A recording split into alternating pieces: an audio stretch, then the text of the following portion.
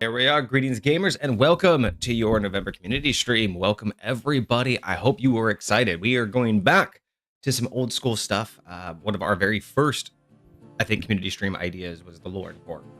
Yes. Where we choose a topic, Fair do enough. a little bit of a deep dive on it, kind of a themed discussion, and then we craft a signature cocktail. So today's going to be a lot of fun. Hoi Lepa, so nice to see you. Thank you for joining. Welcome. So today's going to be very interesting. I don't think we really have any other updates. I think we can kind of just jump right into it and begin today. Most of them out yesterday. Actually, do you mind pulling the shade down just a little bit? Indeed. You got quite a few God rays coming through, kind of blinding. There we go. Lepa wants to help with some campaign building. That's great because we don't have any other updates. We don't have any tangents to start off with. So, so today what we're going to do is we're going to be talking about Kage's new campaign setting. Not really like I don't know. You can kind of describe exactly how your normal campaign settings work and what you mean by that. But yeah, we're going to be talking about that. Help you, hopefully, give you some ideas, kind of like we normally do. And at the end of it, if you feel like we have at least something, a blurb or a way we can describe it, or at least a solid idea, hopefully we can then turn that into a signature cocktail for your build. Yes. Very nice. Very nice. So that is what we are doing today. So I'll let you kind of just take it and begin and just kind of let everybody know, again, just in general, the kind of overall idea of the Cineverse, and then what this means when you are trying to build out, what is it? Because some people I think are, I've built this campaign, meaning it's in this town, and then I built this campaign, which means it's in a completely different universe, and this one is a different dimension. Whereas for you, it's more of it's all in the same place, but it's different focuses. Sure. So I just explain how all of that works in your opinion, or at least in your viewpoint, so they can get caught up, and then help us understand what, if we understand the structure of how you game and how you look at your world, what are we adding to it today? So here's kind of how this works for the Cineverse. It's kind of wild. Like I as hence the name, like I take inspiration from all types of places all over the place. In our last stream a little bit, I was talking about how I liked to pull from what was the show I was talking about yesterday? It wasn't even a show, it was the game, Genshin Impact. A lot of the elemental interaction, stuff like that. But I pull things from everywhere, from anime, from movies, from TV shows, whatever you can think of.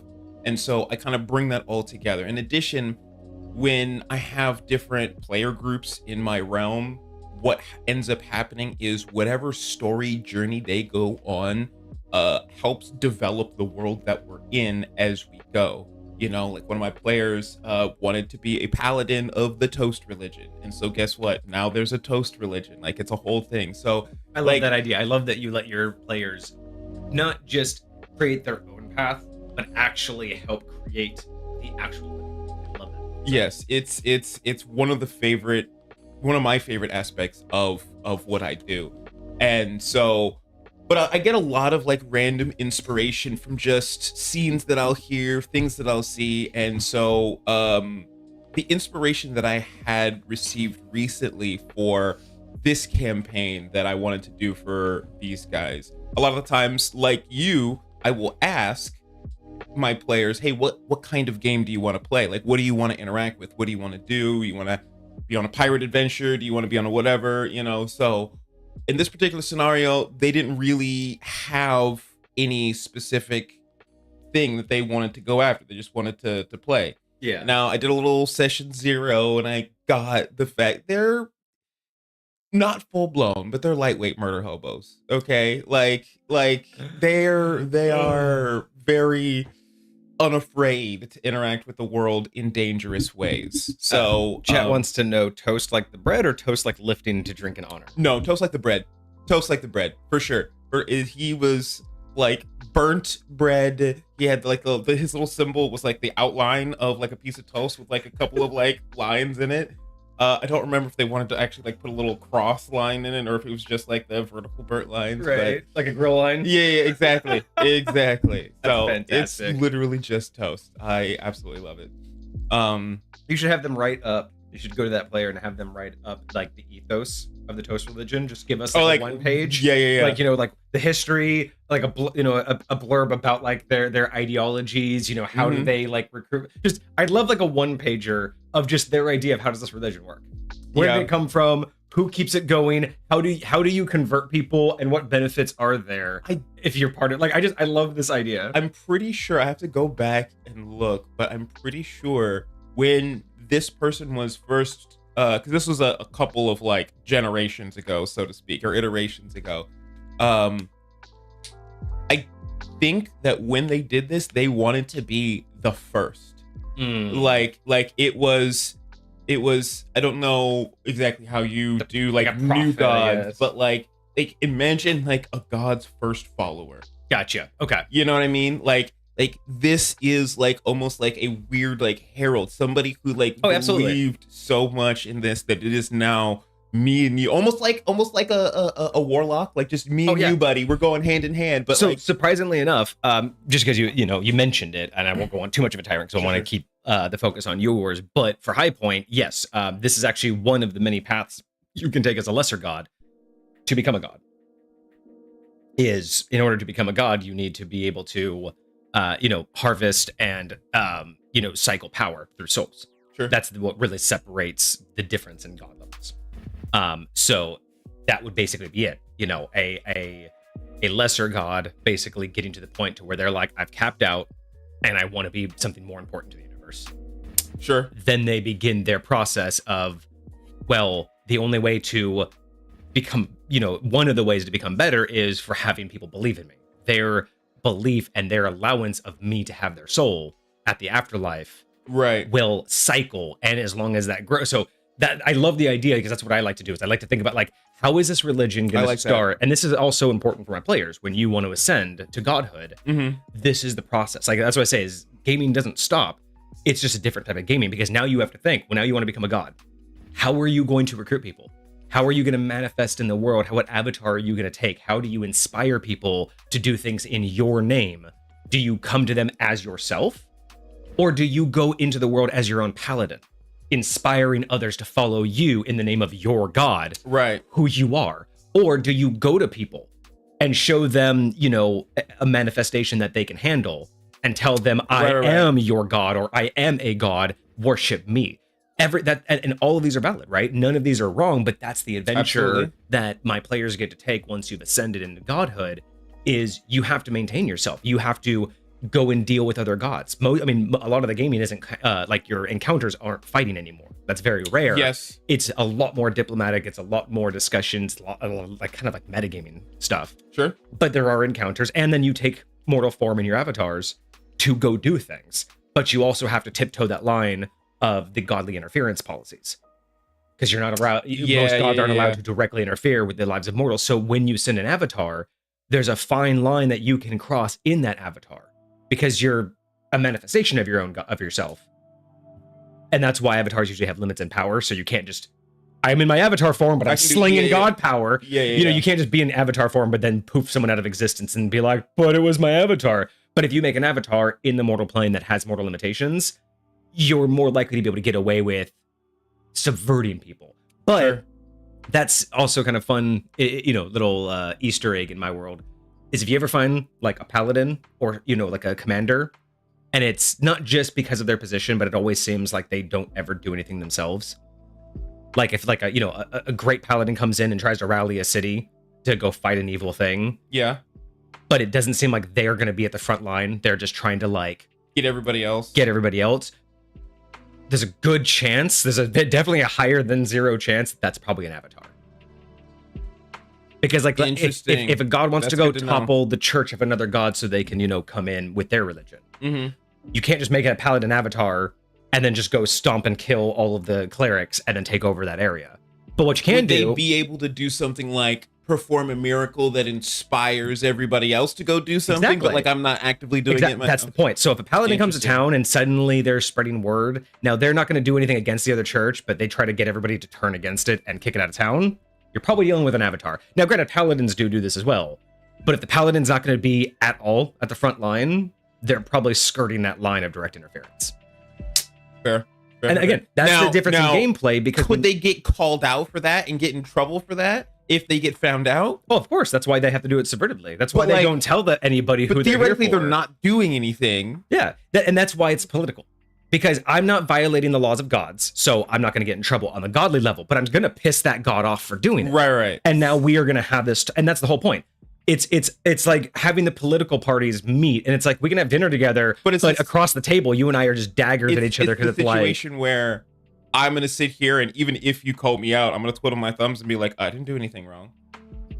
Or you could just, I am untouchable because I followed the letter of the law. And then you're just hoping that you can out-clever them because they're going to turn around and follow the letter. They're going to try and do their own version of that to you, but So absolutely, you know, good question. I don't want to detour you too much, but yeah, it is possible, and I love that level of gameplay just because it becomes more of a game of wits and cleverness than it does about abilities. Because even in avatar form, you can be anything you want, but you're still not going to be doing a lot of combat.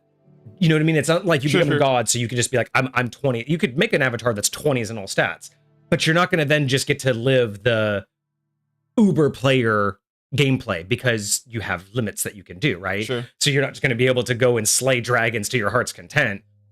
You're going to have to use that in a different way. And that's kind of why I like it, is it gives you all of those boosts that you think you want, but you're not allowed to use them. Fair. Yes. Okay. So we have a murder hobo campaign. Yes. Hoilepa, thank you for bringing that full circle. So we have a murder hobo campaign. Or Hoilepa says, how about headhunters? They made so many problems that some dark figures sent them out to deal with their rivals, feeling the power of the BBEG in progress. So I like this. Let me give you the general premise that I've started with, because I love getting my inspiration from all different types of places, and I found a random site of TikTok where these voice actors will just do little random speeches, right? They're just sitting there talking to a mic and they're having a speech about something. Sometimes it's a BBEG monologue. Sometimes it's, you know, other just random things. But like the only context you get about this video is the speech itself. That's all you hear. And so with this speech, you get a little bit of lore. You get a little bit of like the attitude and the like vibe of the character and like what they're all about.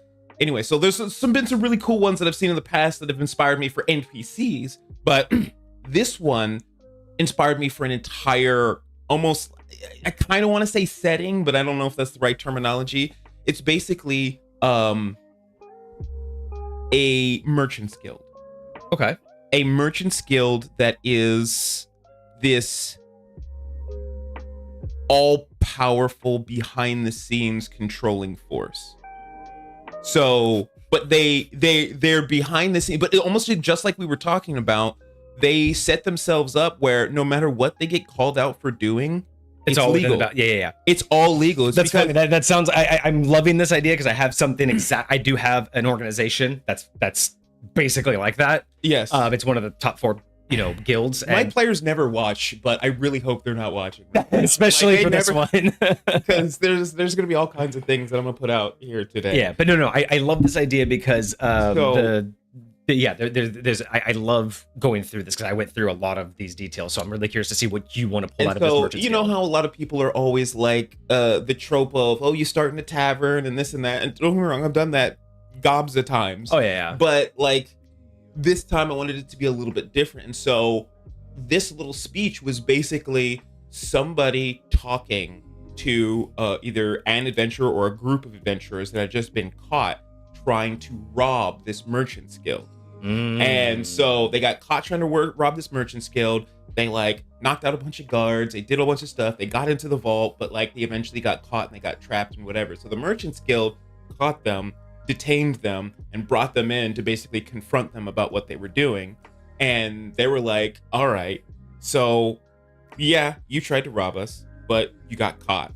But you got through a good amount of what we have. So either you can pay us back on all the damages that you owe us that we can legally charge you for, and we can get you indebted / enslaved to us for probably all of your life, or you can come work for us instead. Right. Let us use the skill sets that have impressed us. Yes. We know that you're going to be useless otherwise. Yeah, pretty much. Either we send our bounty hunters and our people after you, and we come and we try and destroy you, or we just snap our fingers right now and make you disappear, make you go sleep with the fishes, or you come do our bidding for a little bit. And so that's kind of the vibe that I wanted to go with this, is like, so we had our little session 0, and I didn't know what they were going to do, but it played well into my hand to basically set them up for robbing the merchants guilds.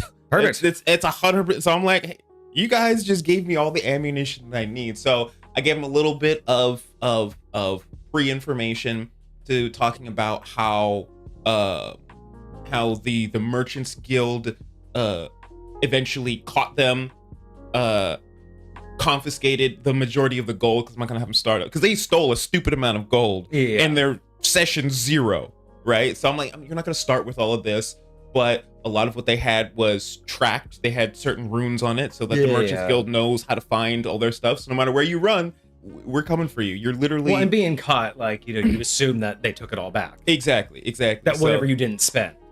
Yes. And so, obviously what they spent is what they're going to end up owing them back, right. But, there's going to be a lot more to it. So that's kind of the initial, they're going to start their session 1, their very first session, being in that meeting with the Merchants Guild, explaining being what happened. Told, hey, yeah, you guys may have done this thing to us, but now we've got you, and you're going to work for us for a while. So I guess to answer your question earlier, I guess this really isn't a setting that's more of a premise. Like, this is the campaign premise. Sure. It's still in your universe. It's not like we're designing, it's not like you're saying, I want a completely different side of my, universe that's not connected. This is just what is the premise of this new campaign? Sure. Love that. So, rob a Merchants Guild. They don't know who basically either they do or don't know who they're robbing, but essentially it's that whole shady business of, you try to rob the mob kid, join us, or, basically indentured servitude, or we're going to, come after you every single time you hit, a single copper. So I totally love that premise. Now, beyond that, do you have, I guess I would say my first question is, how far beyond this premise, not planned, but how far have you thought in terms of expectations for yourself? Do you have a BBEG? Do you have a general idea of what you want them to accomplish with this? Because I know that yours is very open world. Yes. But do you have an idea of like why this premise and what it's supposed to accomplish for you, not for them? Yes. So bits and pieces. Number 1, I want there to be when you live the corporate life and you're working like a corporate job, you recognize that they don't really care about you. You're just a number to them, and you're there to fulfill a certain role and to accomplish a certain task. But you yourself, you're replaceable. As long if somebody else can do your job for less money, then they're going to go find. You're only as good as your output, but not as the value of a human. I very much view the Merchants Guild treating their employees similar to that. Like, yeah, I'll treat you like you're valuable enough just to keep you on board with me. But, you know, so I want there to be a little bit of dissension in the ranks. I want the Merchants Guild to have fired the wrong person. Meaning, you fired somebody and you did it in a way that basically created a disgruntled employee, and this employee is the type of employee who's got enough information to potentially screw you guys over. And so there is recognizing like all the crazy bad things that this Merchants Guild has done. This particular individual is going to try and basically start a rebellion against them, like expose them and do all this extra stuff. Can I give you an idea? Can I give you an idea? Always. Don't tell them this until the very end. Like, make it apparent during the BBEG's monologue. They're the reason he got fired. See, it's the robbery. Just think about that. Like, they robbed the place, and you said they got hella deep. Let's say he was like the guard captain of the night, right? He was the one that's supposed to, not on guard, not like he was one of the ones that got through, but let's say he was responsible, and let's say he was negligent. Let's say he went out to the bar. Something happened the night they robbed. So what happens is, you know, because they're not going to be told that, right? They're just going to be told, you owe us. And now think about it. They just fired someone. So it's like, you owe us because we just lost people. But they're not going to say that. So all this time they're doing stuff, which all the time he's building up his revenge. And then they all of a sudden need to stop it because, again, the people in charge, they're like, we fired him because you broke it. Let's use them to stop, because they're going to orchestrate all of this. Because again, they're not at fault here. So that would be such a great reveal. I do like this. Originally, my thought process was the Merchants Guild themselves is the BBEG, and this guy is going to try and recruit them to do things. Now we could still use the same premise, but basically, now here's the deal. I never know what my players are going to choose. Maybe the players want to go side with the rebellion. Maybe they want to side with the Merchants Guild. Maybe they like what the Merchants Guild is doing, and I want to. So it could be a scenario. I think eventually that somebody or someone from this resistance that was started might try and recruit our players to be inside men for the resistance. Interesting. Okay. And whether they say yes or no is up to them. But if they do go that route, then they'll eventually get to know him. Maybe they find out they are the reason he got fired, but maybe he's happy that he got fired because that's what I'm saying. Is like that could be your turning point of if he is the BBEG to their story, then that would just be a great reveal because now he has a personal vendetta against them. Yeah. Because then once he finds out who they are and they find out who he is, there's going to be a clash. But opposite, later down the road, if they get buddy with him and he talks about how he got fired and you guys go, that was us. And he's going to be like, none of this would have been possible without you. So that I do like that. And see, this is what I love about crafting, you know, my premises is why don't I craft premises that have quote unquote BBEGs? In my realm, there's really no such thing as like a bad guy. There's good and evil people. But like you're doing, it's perspective. If I have someone part of a guild and someone wants to recruit them for a, Jesus, I just lost the word. You had the best word. Like the resistance. Okay, yeah. And whoever they choose, that becomes the BBEG. If they choose to join the resistance, their old master's now the BBEG of their campaign. If they don't choose to join it, which is again, completely open world scenario, the opposite now becomes the BBEG. Yes. But they were both neutral until that decision was made. And that's how I like to craft things is instead of saying this is going to be the BBEG, all I know is this person is going to do this thing for this reason. Yes. Whoever decides that is good or bad decides what side of what side you're going to be on. Like exactly. Like in Star Wars, are you with, you know, the rebels or are you with the Empire? You know exactly. What I'm saying? So I don't have any, I would say I don't have any intended BBEGs. It's all based on relative perspective. Very similar. Very similar. So I love that you're setting that up. And I think that would be such a cool way because especially with being dynamic like that, you know, we're not the type to like want to have a linear story or a scripted story. So, and this is what I've talked about before with High Point about how there are times that are in fixed points in my realm, and then there are flux times where because players either haven't gone there yet, or neither decision is locked in stone. Like neither of the decisions matter. Or they matter, but you know what I mean? Like, they don't matter to anything else that's already locked in, set in stone. But I like also the idea that that narrative can also be shifted to best fit the gameplay, right? Like, if you decide he's going to be fired, but he doesn't necessarily, like you said, it's not until the adversary is revealed does he make the decision on whether or not he's mad that they fired him or not. Like you could pre-write, he's just bitter that he got fired. Yeah. But you don't have to have that set in stone. You could say, you guys are the reason he got fired, but when you reach the pivotal point of deciding if he's the good guy or the bad guy, then I will lock in stone whether he's bitter against you for his purposes, to be the BBG, or I will lock in he's actually thankful because you started the rebellion. Yes. And that's the dichotomy. Is I think there are DMs out there who would disagree with that. Storytellers that would say, that you're that needs to be set in stone ahead of time, because otherwise what you're just playing rule of cool. But it's like, no, that's the beauty of the developing narrative. Is there are times, and see, this is what I would call flux. There are times where I've said, no, this NPC, here are their locked in reasons, their locked in motivations, and the players can only fit in that box. Sure. But there are other times where it's like, it doesn't matter right now to anything else that's already set in stone. So I'd rather the narrative make a lot more sense and be a lot more engaging because it's a game than be a storyteller who's already written a novel that you're just playing through. Right? Right. That's exactly. I love that you're doing that. And I think, being able to add those little details like that, but give yourself the freedom to have that little flux moment of if he becomes good or bad, that either because it's kind of also a duality thing, right? When you get to the point to where he wants to recruit them, if they go against him, the fact that they were the reason he got fired now becomes a bane. But if they go with him, it becomes a boon. Sure. It's not just choosing sides, but you also might get an advantage or a disadvantage. Again, if he's happy that you're the reason and he finds out, maybe he promotes you or gives you something for it. Sure. Maybe he's still, hell, because if you wrote it that he's bitter and they joined him anyway, how would you want to write that? How would you make it fun that they joined him, but he's bitter that they got? And that's the downside. How would you go about reconciling, like, do I kick them out? Do I say you're not allowed to be here because I'm mad at you? Or or is my mission more important than my anger towards you? And when is that going to pop out? Because you don't want to write that in and not have it become a tension point. There's going to be some point which they're going to be at risk and he can save them and he's probably not gonna. Yeah. And then maybe that's the opposite time to have a re-recruitment where they're like, see, hey, he doesn't care about you. Left you to die? Like, come on now. Yeah. We would never do that.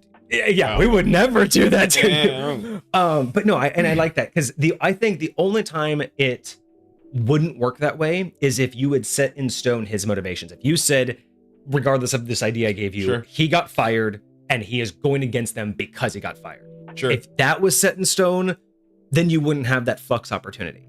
But if all you have set in stone is what kicked it off was him being fired, his feelings towards that could evolve over time. Maybe he started out bitter, started the rebellion to just tear them down, and then realized, wait a second, I can actually do good with this. And it's not about tearing them apart, it's about exposing them, right? Yeah. So now he's like, holy shit, it's a good thing. Like, at first he was bitter and was like, they'll rule the day. And then later, he's like, shit, it's actually a good thing because now I can stop them from doing bad. Like, I don't want to be with them because at first he wanted to. Like, so there's so much you can play with, but it really just comes down to: are you going to set in stone his motivations now? Yeah. Or are you just going to let that be your seed and let that seed a lot grow of what once I they do? make decisions? A lot of what I do is planting seeds, and when it comes time to go interact with it, that's when the seed ends up blossoming and deciding what it is or isn't. Interesting. So I very much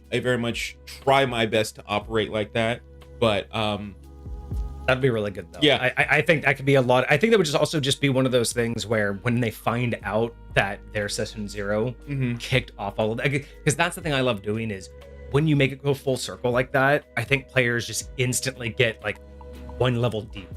Yeah. No matter how invested they are, when they realize that their decisions at the very beginning literally kicked off the entire concept of this campaign, it just sinks them one level deeper into that immersion of holy shit, like the world literally reacts to, you know what I mean? It's just, I love that feeling because you can see it in the player when they just acknowledge how full circle things are, and it's like, yes, I got you, you know what I mean? It's almost like when you're reading a book and one of the final chapters just instantly reminds you of the very first page, and you're just like, damn.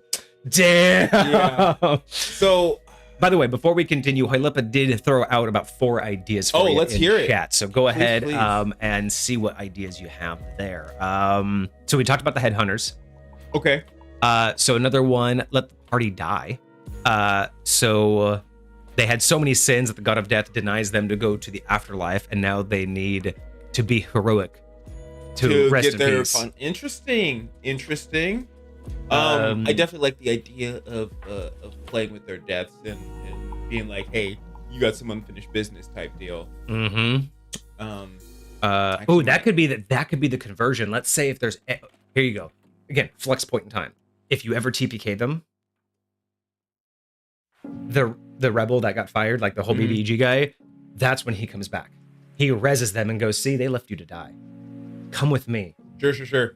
So that could just be one of those opportunities where if they TPK, I have a couple of or half the party dies. Potential like inserts for like what would bring him, and I like that idea as a possibility because you specifically said that the guild is meant to be that corporate coldness. Yes. So if they TPK or almost all die, you can bring it into the narrative of the guild. What up, like, Des? What's up, Des? Like, imagine like half the party dies, right? Or like all but one die, and so he goes back like, we need to revivify them, and the guild's like, why? You all are obviously useless. Go away. And then suddenly your BBEG comes in and says, you see how they treat you? There's your buddies back. Call me. And that's it. Like, doesn't even like do this whole recruitment. He just shows up and goes, you see what they do to people like you? You see that? How terrible. Watch this. There's your buddies back. If you need to contact me, there. And then just leave it at that. It's just like, who was that guy? But that whole like, that starts the wedge of, well, they just literally told us to piss off because we died. Do we want to go back to that? Yeah. Or do we want to do we want to go to this location that this guy just gave us, who literally just rezzed us all? I don't know. There's a lot of opportunity there. Hoylipa says also a local noble would hear about a unruly behavior of the party, so they sent out their helpers. So he sends them out as helpers for his unwanted child, hoping that they'd mess up big time and that the child hasn't progress. So basically just trying to get rid of like an error or something like that.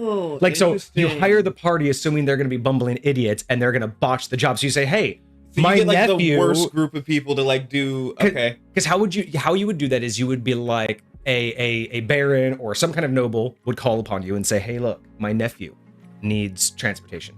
Please just take him to the next town. And you think, okay, no big deal. It's one of those kind of things, right? No, not knowing that he thought you guys are bumbling idiots, wouldn't get the job done, and sent you through one of the most dangerous paths, hoping everyone would die. So he becomes king. Because obviously his nephew's the heir, but if his nephew's gone, he would take the place. So I think that's kind of what I would think of this scenario. I like this. I even think that like, even perhaps this might be something that the Merchants Guild might send the players on when they're done with them. It's like, hey, you finally paid us back. We could give you your freedom. Do this one last job for us, and you're good to go. And it's a job that the guild is pretty confident you're gonna die doing, or you're not gonna. And maybe we can connect that. Once they die doing that mission, that's when the other person reses them. But like that whole idea, like, hey, go protect it. But not only did you fail at your mission, but you also defamed your character in the process, saying like, hey, you guys are bad at doing this. Hey, you let this person die, and so they end up looking good when they come in and rescue. Like, it's this whole like strategy of trying to manipulate the narrative that everybody else sees publicly while knowing what really happened themselves. I like that. Yeah, I'm not mad at that either. So Hoylipa's last idea actually gave me a really cool starting point for a campaign. Okay. So they said that the party could have stolen a hidden phylactery of a lich, and now they're just being chased down. So I know how I would start that. Oh, I kind of like that. So session 1, session 0, whatever you want to call it. Basically, the party is like somewhere. Maybe walking through the woods. Maybe they're just in town. But basically, you have this like frantic NPC, right? Looks disheveled, holding some kind of like, device or crystal. Mm-hmm. And he comes up and just freaking out. And then he just starts talking babble, blah, blah, blah, blah. And then he just like hands you guys this thing and just collapses. And then nothing happens after that. And so you guys just move on, but you hold on to it. And then at some point, like wherever you are, like some weird stuff starts happening, weird death happens, and then eventually you get like attacked by zombies or undead, and then that just keeps happening at higher and higher frequencies until you put together what you're actually holding on to. Wild. So like they don't even know, but it's just this idea of like, why does death follow us and why do we keep running into undead? This must be just one of those campaigns. And sure. And you could make like the whole first interaction make it seem like this is like a religious artifact, so they should hold, like, you just make it seem like they need to be holding on to this, and just try not to make it link to the fact that the undead are just the lich, constantly sending waves to find it. No, I love that. Oh, and then if one of them dies, they could go into it, so then there's a side campaign to get them out, so they could revive them. I do like that, because that would be interesting. So there were, where was I? There was a couple of elements that I would like to include. One being, I want the Merchants Guild to have an overall mission that they're seeking after right now. Like, yes, they're corporate evil, blah, blah, blah, whatever, but they're also trying to do a thing. And one of the things that they've been doing in the background that nobody knows about is they have been researching into these, I don't want to call them eldritch abominations, but like these monsters that exist. A lot of them have been locked away, but more and more of them have been sighted around, specifically because the Merchants Guild has been finding them, releasing them, and setting them out like on a town somewhere, like studying, and sending their people to go save that town. Ah, okay. Yes. So I forget what that's called, but there's actually like an old school thing where it's, it's like not like kind of like the same concept, like bait and switch. Yeah. There's a terminology. There's a term for when you cause a problem that you come in and solve. So like, what is that called? I like that idea that they're out here, number one, doing that, but they're doing it to an end. Like, and again, I like the idea of a lich. I've actually never used a lich in gameplay. And so, I would be curious if, so the Merchants Guild is going to be run by like a council. I forgot how many people are in the council. It's either 5 or 6 people that's like in the overall like top council of this guild. And they're the ones who basically run and decide everything. But I haven't decided whether those 6 councils are beholden to anybody. Like there could be like a lich on the other side of them that's kind of puppeteering this council to run this Merchants Guild as they see fit. So there could be some end BBEG on top of this, or they could themselves be the BBEG that created, maybe this guild created a lich. Maybe the players think that the lich is the BBEG, but reality, the lich is just a puppet for the Merchants Guild. And it is the term is called hero syndrome. Hero syndrome? Hero syndrome is when you create problems to then be the one that gets the notoriety for being the solver. So it's hero syndrome. You basically force the situation to be the hero. Got you. Okay. No, I like this. So that's an element that I wanted to include in there. But one of the first missions that I wanted to send them out on, because I've been trying to work hard on, because in the past, the majority of my combats have had the same standard combat goal. And I'm trying to do better at creating different reasons for combat, right? So it's not just, hey, kill the other team. It's, hey, retrieve this artifact, or stop them from doing a thing, or blah, blah, blah, blah, blah, right? So, and this might be too complicated of a thing for their very first one, but I was kind of thinking that this would start because I want to introduce like a rivalry between them and like another group, So I wanted, one of the first missions that the Merchants Guild sends them out on is there is another group of adventurers hindering one of their projects of some sort, and we don't want you to go kill them, but what we want you to do is we want you to stop them. We want you to make them look bad. We want you to basically get everyone to turn on these people. So that they stop doing what they're doing. So here's going back to the beginning. Here's another way that you can kind of tie it all in. Okay. Right. Talking about like the having the party be the reason why the rebel got fired. Okay. But we can actually go one step further with that. We'll say that the rebel was always a rebel, or was a rebel before the fire. So we go back to my idea, like he was the guard captain that night, so it was considered his fault that he didn't properly man things, right? Sure. And we'll even say maybe there's like some things where it's like it was shown that he intentionally, or it was weird that he actually had less staff than he normally does, right? So he got fired for that. You're the reason for the fire. So let's say you join him, like, because you're against him, so he's bitter, you're the reason, blah, blah, blah. But if you want that story of like why he actually is happy and you join him, then what you find out is, yes, you're the reason he got fired. But what you do during that session 1, or not in session 1 now, but like what would have been interesting is when they were doing the robbery, if they had run into one of those abominations, just as like a small combat thing. Sure. And that was just it, just like a weird abomination. And then they don't find out till later, that it's a thing that's happening. But the story arc could be the only reason they got so far is because he intentionally allowed it. He wanted to get, like, he hated the idea that they were using these abominations for the hero syndrome. So he intentionally tried to get them caught, but he couldn't do it himself. So he let the party. He intentionally made his station weak. Right. Because he knew you. He saw you guys coming and was like, "Hey, we're just gonna let this happen." He let you get in, so you saw the creature, hoping you would expose them.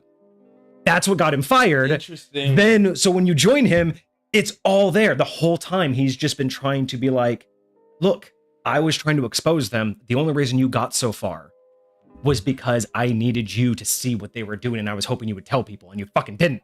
So now you owe me." But that could be it, right? Like just one of those extra layers where he was always a rebel. He just didn't like what they were doing because he thought it was dishonest. Sure. He was there for being a good merchant and actually doing things. And then he found out all they are is a shady corporation.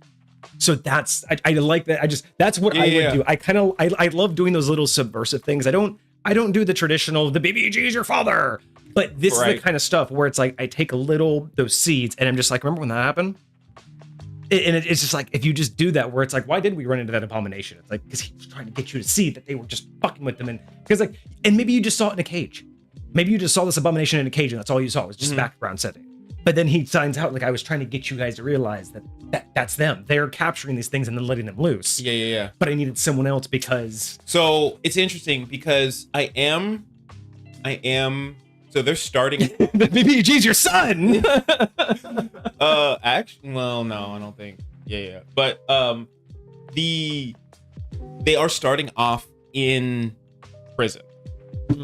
So they got captured after this robbery, and so they're going to be in some sort of cell. And so like they're going to start off in this cell, and then they're going to get led up to this. So maybe they passed by a cage. With I'm thinking like they could be in an area where certain stuff happens now. Or like they could hear random noises, and then when they're being let out, maybe they see like a flash of something by like a cell window. Eyes in the darkness or something like that. Yeah, just a little bit of a thing, but yeah, so cool. So you were talking about like they're getting into something like these abominations, and you know how we talked about there's a homebrew review that came in I forget what we ended up calling it. It was not the Tarask born as the humanoid race, but the Tarask creation. Oh, like the Tarask clone thing. Yeah. So Hoilepa's idea also kind of brings that into focus with these like creatures. So what if these creatures are things that they're making, right? They're making these abominations. So I like that a little bit better. So listen to this last idea that Hoilepa gave, because this could again be the whole thing. So Hoilepa says that what if the Merchants Guild had woken a titanic earth elemental or some kind of elemental that it could create basically a rare metal or gemstone. It just creates it, right? But what if, and then Hoilepa's idea is eventually that fails, it gets loose, and you have a Godzilla situation. But what if what's happening is they got one of these ancient creatures, and while they're, feeding off of it, because that's how they're so expensive, right? That's how the Merchants Guild came about. They found this thing and became insanely rich. So it's not about money anymore, it's about power. But what they started to do is because they had so much power, they wanted to manipulate this thing. They can't clone it to replicate its ability to get more power. But what they made were these abominations that they could easily control. So then they said, well, we have these abominations. They can't make money for us like this thing can. But you know what it can make us? Notoriety. We can send them out. We know their weaknesses. We have the antidote, like we have the insta-kill button. So they're a menace to society, but we have their insta-kill because we created them. There's your full circle. So, okay. Just as an option is, because I love this idea that they trapped something, and then you're talking about abominations. So why don't they create the abominations? hoping to replicate this ancient creature. If that they've anyone captured. saw the most recent Superman movie, there's this place that Lex Luthor either has or created. It's this weird kind of like pocket dimension for himself that he can like bring stuff into. Interesting. It's super wild. I'm thinking like maybe somehow these people stumbled on a way to like portal into a certain place, and there was this creature, wounded or otherwise, where they ended up being able to take and set up an entire thing around it. Like if you've ever watched Stranger Things, you know how they had that huge operation underneath the mall where this portal was to this other place. Like I imagine something like that, but like also around this creature. Like they've built this huge structure around it to contain it, to keep it there, to keep it safe, but to keep it docile and subdued, or whatever the case may be. And either they like take pieces of this thing's flesh and like turn it into these abominations, or somehow they basically create these little spawn from the main body. I do like the idea that it also provides either gems or magic somehow, something to help bring power to the guild. Yeah, I just thought the idea of like use. the precious metals, because if you just say that it like the lore is this guild kind of popped out of nowhere and no one knows how they got so powerful, but what they don't know is once they found this thing, they just became insanely rich. Like they just literally out of this pocket dimension can just pull gems or a certain rare metal and just sell it. So out of nowhere, they just literally have infinite money, but that's not enough, right? For them, then it was like, well, what are we going to do? We're not merchants for money. So then they want power and items. Sure. So they have all of the money, and it's not like money easy, like they can just go buy a coin, but they have rare materials that it was so easy to trade and barter that they were able to accumulate wealth because of whatever this thing produces. Yeah. And it just kind of like interesting on that lore aspect of like, I love when guilds just kind of have that dark, like they just popped out of nowhere, because my guilds are all like well established, hundreds of years old, but I do like it when you can play with that idea of like, why are they so powerful? Because a lot of the times it's kind of boring when they're just like, because they've always been around, right? They're just old money. But when a guild's mysterious and they're like, they kind of popped out like 20 years ago, they're just here suddenly. Why did this guild out of nowhere? You know, I like that idea. I'm curious. I feel like, and time frames are important. Think about the ages of the rebellion. So because if he's like in his 40s and 20 years ago, you know, he was probably, if he joined the guild at 15, at 20 years old, they found this thing, and so for 20 years he's been plotting. Here's my initial thought on this is, like, I imagine this merchants guild was maybe just a regular merchants guild, but then they sent this group of adventurers to like do something, find something, and they ended up finding this thing, and they found a way that they could monetize this find that they had. And so they almost took over a pre-established merchants guild and turned it into this. So it's like, hey, it's just a regular old normal merchants guild. Everyone's hanging out, doing their thing, and then all of a sudden, boom, they're the biggest merchants guild in all of the land. They're the new Apple. They're the new spread. Yeah. And it comes out of nowhere because these people took over and they now turned it into what you see it as today. Oh, that's very interesting. Bro, take your idea, right? So what happened to all the members of the previous guild, and what happens to most of the members, right? This is a huge guild, but you know, you never see hundreds of them. Like they're in every town, but there's not like the whole, you know what I mean? Sure. What if the abominations, right? They took a piece out of the void, right? They took a piece out, but that's how they did these abominations. Mm-hmm. Taking away Lipa's idea, what if each abomination was actually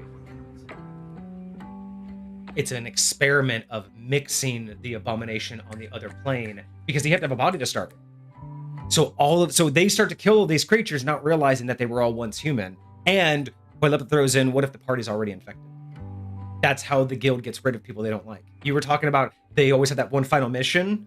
What if the reality is they've always planned it and they infect you and they use you until you turn, and then they use you again to be the hero syndrome, which they aren't going to kill you. Right? Once you've turned, they send you in a town to kill you.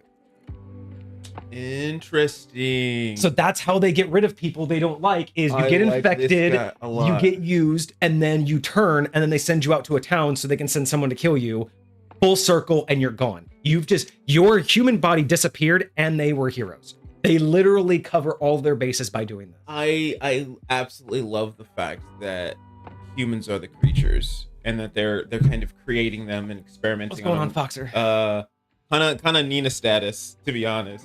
Not quite that cute, but yeah. Still, you've missed a bit, Foxer. We've been going. We're talking a little bit about my lore, Foxer. You want to catch Foxer up? I need to go do a quick liquor check because I'm getting inspiration for the cocktail for this. Hey, so I'm gonna go do a quick look. See what we got. Bring a Super Foxer up to speed. Okay. All right, Foxer. This is so basically they turn you into a vampire and send a vampire hunter to kill you, sort of, kind of lightweight. Except you're way less cognizant and aware. You kind of turn into this like mindless abomination. But I feel like the PCs would have enough. You know, the PCs in my realm are always like, I don't want to call them divine beings, but they're always special beings that have something that no other NPC could possibly have. No matter how powerful that NPC is, there's something that a PC has that an NPC does not have. And so I would imagine that there's something that would allow them to potentially regain their awareness even in their monster state, to potentially, turn back or whatever, or be saved or something like that. So anyways, but the premise that we've been talking about for this campaign for some of my players is there is a merchants guild, really, really evil, corrupt merchants guild. And our players ended up stealing from them at the beginning in their session 0. And so now this Merchants Guild has decided to scoop them up, and instead of just killing them right away because they want to make their money back, they're going to kind of enslave these adventurers to kind of like work for them with threat of death. Like, hey, if you don't do what we tell you, we're gonna hunt you down and we're gonna kill you. So now they work for this Merchants Guild. But this Merchants Guild is a bad group of people. Like, they've been sending these eldritch abominations to all these different towns to like destroy them and hurt them. And it's been something that they've been doing intentionally so that they can come in and rescue them, right? And so then the Merchants Guild looks really good. They get really famous. They get more powerful. They get more influence. They get all of this stuff, and it's really, really good for them. We're just trying to build a cohesive plot / setting for these players to come be a part of. Like the Mafia, yes, but like an above ground Mafia. Like, imagine if the Mafia was a lawful organization. That's the biggest thing about this Merchants Guild, is everything they do on the surface is above board. So everybody knows about this Merchants Guild. Everybody knows that they exist. And for the most part, everybody likes them. Everybody thinks that this Merchants Guild is really, really good at whatever it is that they do. And so they're like, hey, yeah, no, this Merchants Guild is great. I buy all my stuff from them. It's like how, pretty much everyone gets stuff from freaking Walmart, right? Everybody comes to Walmart because they know that they got, what you're going to need to have. So that's how a lot of people view this Merchants Guild. And when you look at them on the surface, everything they do is legal. Everything they do is appropriate. Everything they do is philanthropy. Like, they got charities they donate to. They got all kinds of good stuff. It's phenomenal. It's phenomenal. So that's the overall premise, and we're just kind of trying to fill in the holes, trying to get some extra plot points, potentially create some secrets that the players can eventually discover as they go through.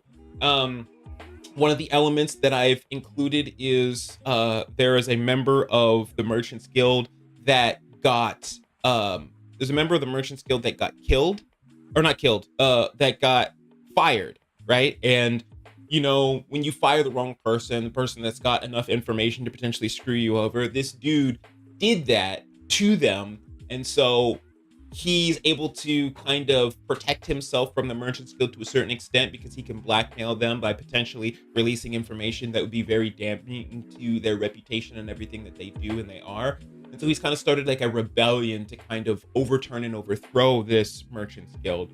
And our players, while initially working for the Merchant's Guild, will be given an opportunity to join this rebellion and kind of be like a double agent type deal. So I'm excited to see what direction that goes. It says is firing. Be like I think Resident Evil, the Umbrella Corp. Okay, yeah. Remind me about the Umbrella Corporation. Like what exactly?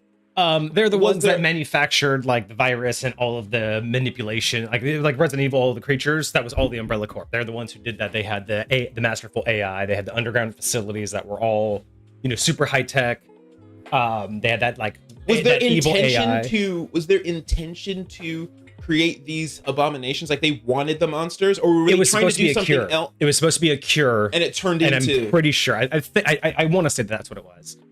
They're the pharmaceuticals that did human experiments in secret. There we go. And I want to say that they thought they made a cure. But it ended up not curing anyone from anything and just turned you into craziness. So the Umbrella Corporation in 78 combined progenitor virus with leech DNA and then developed the T virus. So yeah, so they created the T virus because they took... In lore, they cured cancer, is what ChillHop was saying. So what was the progenitor virus? Oh, the T virus was designed as a bioweapon. It was from the progenitor virus. So the progenitor virus, the foundational virus discovered in Africa, had the mutative effects to those who would come in contact with it. Okay, so...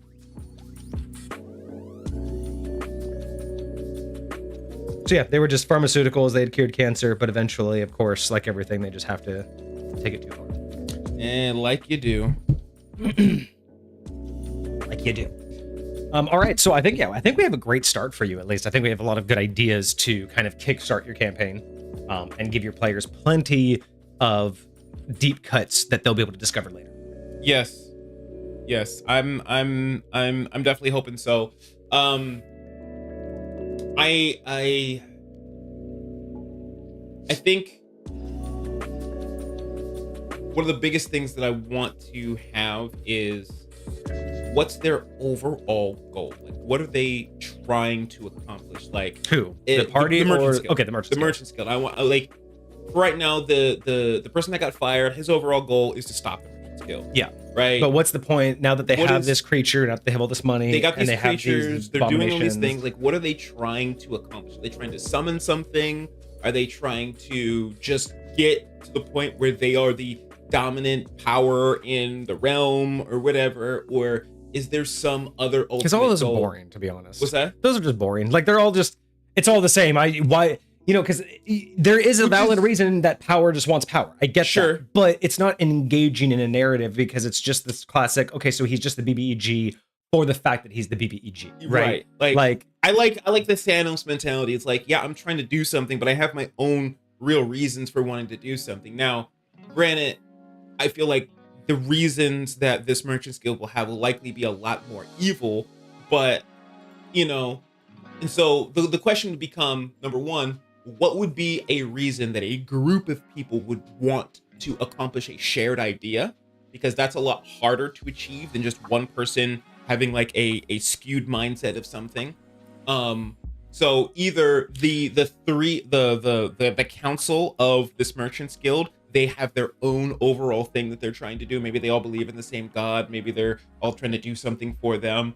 Or maybe there's another person that's pulling the shots for all of these people in the Merchant's Guild or whatever there is. Just so that it doesn't end up being the, all right, I just want more power. Right. Yeah.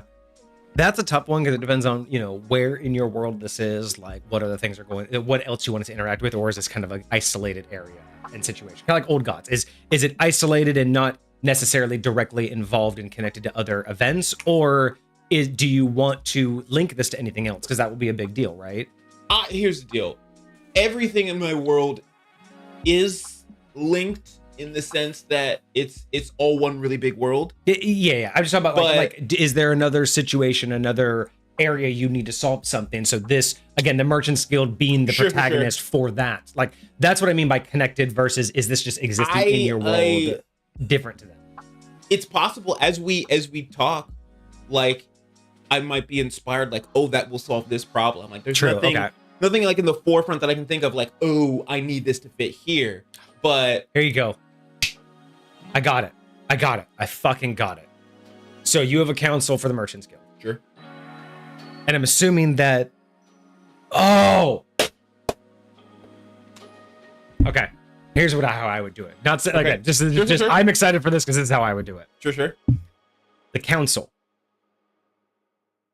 of the Merchants Guild are the last 3 surviving members of an adventuring guild who died on a mission that ended with them in that other dimension. They found this creature, found out they could get insanely rich. It was basically the capstone to their adventure, right? You're insanely rich. You have access to a private dimension that infinitely gives you valuables. Sure. That was the end of their mission. Mm-hmm. Little did they know when they came back and started doing all this stuff, getting all this wealth, taking over the Merchants Guild, spreading it out, deciding to fuck with things. Little did any of them know that those 3 council members are no longer in control and haven't been for many years. They were when they first left, but they did not come out themselves. Whatever that eldritch thing is in their heads and has been turning them. And now, to this day, they are basically no longer those 3 adventurers. They're trying to get that. It wants out. You said it was alone in a dimension. It took over these adventurers that found it. I do like that idea. They have no idea. It's not like they're serving it. It's not like they made a deal. They thought it's a benign creature that they could just seek from. But what they didn't know is it already was in their head. And so over the years, every time they enter and leave, it's not a over time purely. It's because no one else comes here. They are the only 3 who have access to bring the materials. Every time you enter and leave, it gets deeper. So over 20 years, it's basically in their head telling them to do all of this because the creatures that it's creating, somehow, we haven't figured this out yet, but the creatures it's creating, it's trying to open a doorway. And somehow those creatures are going to let it through. Somehow. I don't know yet. I kind of like the idea, because I like that idea, but I almost like the idea like they're almost bringing matter from it into this world, but it kind of needs a vessel to get it there. And so, like, you have to create these abomination creatures with these other things. Like, whenever they go kill them, they go kill them, they have to bring the body back. Well, because of course they have to clean up the town. So the body parts are the thing that will eventually take over. Yes, it's building a body. The matter that's now in this world that is part of it, that was made from it, is now able officially in this world. Once you've built enough of it, it can hop. They'll do like a ritual where they have to like stand in a triangle around the body, the new mass of flesh, and then it will through them hop into it, killing them. But then the eldritch being will then be existing here because it will still be there. But the idea is that it will have created a body that it could intelligently take over. So it exists in both places, but it has a physical form. So that could be what their goal is. I like this. My only other option that I was thinking of while you were talking is, what if, yes, this is the culmination of an adventuring party an adventuring party came and they did this thing. But what they didn't realize is when they went over there, when they found this thing, they got infected with something. Or an infection, It's like terminal to them. And so, like, yes, you have like long life, but it's like turning them, it's changing them. That's why nobody ever sees the council. That's why they're always hidden away. Mm-hmm. And so they're either trying to cure themselves or they're trying to like reverse what happened to themselves so that they can like survive or whatever. But then that would kind of go against why they're also messing with all the things and try. If you're going to go with the thing of it's trying to bring itself over, but then how are they going to? No, those would be 2 different options. Oh, okay. Like, so either they're in colleague with it or they're trying to fight it. And so by fucking with it in this world, they're trying to find an antidote. Yeah. Like if you can grow it here. They're trying to experiment and they're trying to figure out how they can get this off of them. but still be able to use it to make themselves as powerful as they are, because that's the only way they know how to make themselves as powerful as they are. Or what about this? Over the years, it's an addiction. Going into the realm, every time they go in to get more materials, it's kind of an addiction. They want to go back. But let's say there's a point at which the materials they're bringing back are kind of losing value. So it's just the addiction at this point, right? Sure. This is a perfect metaphor, because sometimes it's great to do a narrative metaphor of real life. Especially with these players. So think about it. They're the most impressive merchants guild. What's good is it to continue bringing expensive material when you already have all the world's money, but you're still addicted to going there. So you still have to go there, but you're getting none of the benefits. Sure. Just like real addiction. So what do? Yep. They start to secretly bring pieces of it back and start to create either the antidote or just their own version, so they don't have to go there anymore. Imagine they can just sit there with a creature and siphon off of it instead of having to go into that dimension. Right. So it could be an addiction story where they're doing all of that. Very interesting. What's going on here?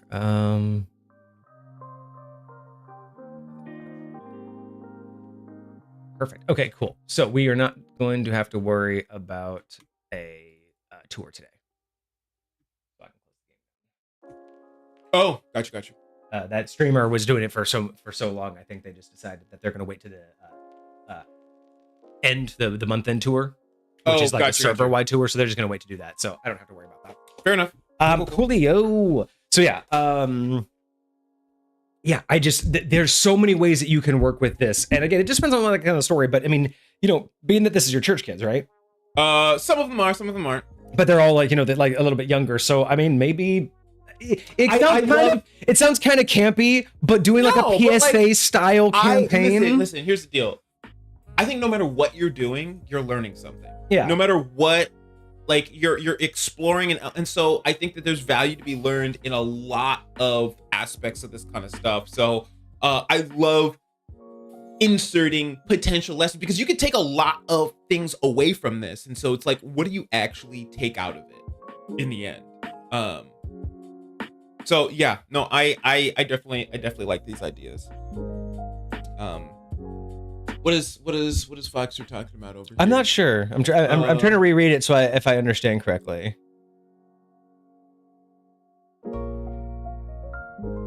So someone with power sides with the party, the guild sends someone even more powerful. I mean, that's usually how you would, escalate to a BBEG. I mean, it's kind of inevitable, right? Because there's not a lot of ways that you can really escalate encounters to that, until you get to a BBEG. I mean, it's so interesting that we all consider there's like one main boss fight. Sure. But D&D really has never had its own terminology for like mini boss fights or sub boss, like, because like the trope in like animes or in old school things where it's like there's the mob boss, but then you have to go through his like 5 or 3 generals, and those are all individual encounters that get progressively harder. Kind of like that boss fight tournament thing that we're going over for. Exactly. Actually, that might be Foxers. Yeah, I think it is Foxers, and that's the thing. It's like it's a great concept, but narratively, there's not a lot of ways that you can really make that happen, right? You either have to be, you have to either just keep giving them stronger people, or you have to have someone come in for a reason for someone stronger to come in. But yeah, it's interesting that we've never had terminology specific in the book for a concept of like a mini boss, right, or a pre-boss, or that progression bosses. Absolutely. And it's interesting. I find that so fascinating. Maybe we should do that in ADMG. Maybe we should make our own. I'll write that down. Maybe we should make our own catalog of how to rate, because you basically have encounters, you have boss battles, and the only thing in between is CR, which we all know is fucking broken. Sure. So what is the way to categorize a regular, because there are, in my opinion, differences between just regular encounters. These are like your random encounters, let's call those. Sure. Where it could just be anything. But then you have your planned encounters. They're not really boss fights, they're just encounters that are specific to the story, plot encounters. Mm-hmm. But then you have mini bosses. You have pre-boss fights, which are more than mini bosses, but not quite their own boss. And then you have boss fights. So why isn't there like a category for all of that? Why aren't there a nomenclature to say, oh, we're gonna run this kind of a fight, or this kind of just instead of having to describe it? Sure. It's just, why don't we have a quick, easy naming structure of like plot fight, random, and because Yeah. I think random encounter is the only other alternative. Is it's a random encounter, which means it's the lowest of all encounters, right? It's literally a roll table. It's meant to fit in anywhere. It's meant to be just Sure. doable. So it's like you have a random encounter, but what is a plot encounter? Just an encounter. Wait, you know, Fair enough, random fair encounter, but then what's the mini Yeah. boss fight? What's the pre-boss fight? Those don't really have any like.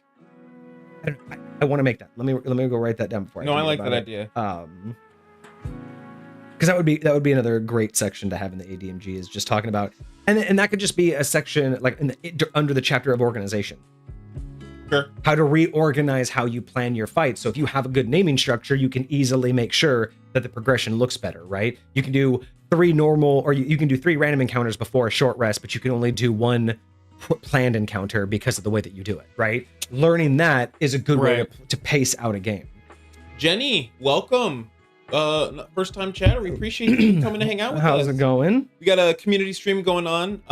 These fine individuals are helping me with my plot for my campaign that I'm running for some of my players, and we're just being creative and building cool things. And then hopefully in a little bit we will build a cool cocktail based off of it. I have all the things ready for it. I've already planned it out. Very exciting. Let's see. So organization, we were just talking about encounter titles. Absolutely. We're gonna add that to the ADMG because I think that's just a fantastic idea, like altogether. All right. Ooh, one of the monsters can talk and it begs for mercy.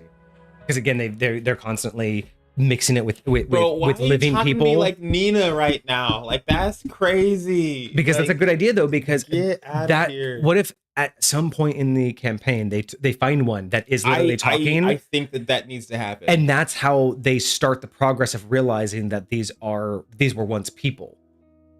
You know what I mean? Kind of just that whole like Full Metal Alchemist aspect. Yes. Where that's when you finally realize what's been going on. You thought these were just creatures, but then you find out, no, these were the real people. And eventually, I mean, if you really want to go full send, you make them do a roll. You make someone, especially one person, you'd be like, and you need to make a roll. And if they could see the roll, be like, you recognize that voice. That would be the kicker, is if you finally gave him that opportunity, like, whose is it? And then, of course, you don't want to drop like the heart-crushing bomb, but you do want to make sure they remember the person. That's hard. So one thing that I find very important right now, I don't have a lot of players. I just have 2 players in this campaign. I really like wrapping the players' backstories into the overarching theme of the whole thing. Yes. And so, players create their own backstory, but they leave empty spaces in for me to put hooks in. So, one of my players, like you do, family's dead. And everyone's made that character. Their family was killed, died in a fire, right? But she came from like a somewhat noble family. Gotcha. So like they had some sort of notoriety. So just offing them out of nowhere is not something that anybody could do and just get away with, right? And it wasn't an accident. It's known that it wasn't an accident. Or is it theorized it's an accident? It may or may not be known by the player that it wasn't an accident. But I'm actually thinking that like it should be known that the player knows, because if they are too vocal about who they are, then people could be coming after them. And so I don't know if I want to like screw them over like that. But basically, I'm thinking that this Merchants Guild was overall responsible for that death. Maybe not directly, but overall responsible for that occurring, because her father, who was a militaristic type person, either found something out he wasn't supposed to find out, saw something, maybe or, he like, followed did them something. one day. Perhaps. Maybe he found out like how they go to the dimension and saw what he wasn't supposed to see. Sure. And so like I want to incorporate that in there. And the other player that we have, his species is an ooze. Like that's his race. And so it's like I really want to find a way, because he doesn't know he doesn't know where his parents are. He doesn't know like what happened to him or how he existed. He just woke up somewhere and he's kind of been alone trying to figure out whatever he's trying to figure out. So either he was one of the only successful experiments, and he used to be something else and now he's this. And now he's conscious and now he's in control and now he's not like rampaging or whatever, or there are others of his type and they were used as almost like fodder, or like they tried to like use them to figure out how to graft onto these creatures, right? Right. So like maybe his parents were like taken. So I want to find a way for all of them to have stock in what's going on with the Merchants Guild and what they're trying to do. I'm trying to find a way to connect that into the overall story for them to, like, as they're exploring, they're gonna find bits and pieces of themselves in the story. They're gonna be like, "Oh, that's my dad's name. Why is my dad's name in this journal?" That would be really nice. Yeah. Or that's where I first woke up. That area, that place that I was. That's where I first got. That's one of my earliest memories. Here you go. Deal. Because it's like a corporation, because it's like all tied to the Merchants Guild. You know, it would be really cool. Have the player have like all of this back knowledge of the story, the life that they were told that they lived. Sure. And make sure that they are really like specifically know where they came from, the town that they came from, right? Just like, this is the town you were from. It's just, you know, it's like your family has always been from that town, blah, blah, blah, right? Mm-hmm. So they just have this ingrained in their story that this is where they're from. And one day they find the place because they never knew where it is. They just know the name of it. So when everyone asks where they're from, they're like, I don't know where it is, but it's this thing. And it's a name that no one really knows. So it's like some small town until they find it and they see the name and they go, wait, that's where I was born. And it's just like a giant warehouse or a compound. It's not a city. It's a location. And it's like the name, like I'm just like the name of a building or the name of the company or whatever. Right. But they find out that this whole story in their head about where they're from is actually like this place where they do the experiments. Interesting. Okay. So then it breaks their whole narrative of I'm not who I think I am. And then you unleash all this idea that they were, created and manufactured. Yeah. I'm not mad at that. That's right, Foxer. Yeah. We definitely know that no one's going to be able to get 50 fly speed in this campaign, though. Listen, my favorite thing about D&D is that everything is possible. The question is, how is it possible? You can have it. It's just not going to be a racial feature, okay? Like, I don't know what you want from me. I don't know what you want from me. I don't know what you want from me. Listen, I'm not opposed to fly speed. I was just surprised, okay? All right. So, okay, so you've gotten a lot done, I think, today. I wasn't sure how. I did not realize you had. I don't want to make this sound bad. I didn't realize you had so little figured out. Oh, no. So I'm surprised at how much we've really got. I thought we would just be like rehashing things. Just for everyone's clarity's sake, that was a lot for me to have figured out. Traditionally speaking, I have less than that. Traditionally speaking, I have so much less than that. When I go to start the session, I'm like, today there's that building. What do you guys want to do? All right. So let's go touch some stuff. So we've been doing this for like an hour and a half. So I'm curious. We know what you started with, this idea of a Merchants Guild. They want to do some shady shit. Someone's going to get fired, become a rebellion, and potentially try to recruit the party. That's what you basically came to the floor with. Wait. You have a lot of ideas to abomination stuff, but yeah. Oh yeah, and then the abomination stuff. So out of the things that you came here with, you have a lot of ideas now, a lot of potentials. But before we continue, have anything that we've brought up so far, have you locked in? Because we brought up a lot of good ideas. I'm just curious, have you locked in any now that we've explored this? Like, are you kind of now like, okay, now here's why the party's here, or now I know like who runs the guild, or now I know the motivations behind the outlaw. Like, and has anything stuck yet, or is it still? I will say I'm still teetering a little bit when it comes to the guild's purpose. I'm like halfway between whether I want it to be. I'm halfway between whether I want it to be. What do you call it? What you originally talked about, where they are. What did you say? They were like. They were not stuck. But their minds were kind of being taken over by this thing. Oh, yeah. So the adventurers that went there thought that they were at the capstone, thought they just had all the money in the world. Yes. But every time they go there, it's constantly digging into their head, and eventually, kind of almost like the mind flare kind of concept. Yeah. They're just, this thing is an Eldritch Being. It took them over mentally, and it's using them to build a body so it can exist in armor. Yes. It's either going to be that, or there was another thing that I heard me. Because you were talking about the infection and they're trying to cure it. Yes, like they're sick and they're just trying to. It's either self-preservation or the creature's self-preservation. Right. Someone's trying to survive with these creatures. Also, what was the other thing that we talked about? I love the idea that the abominations were people. Like, that is definitely something that I'm going to use.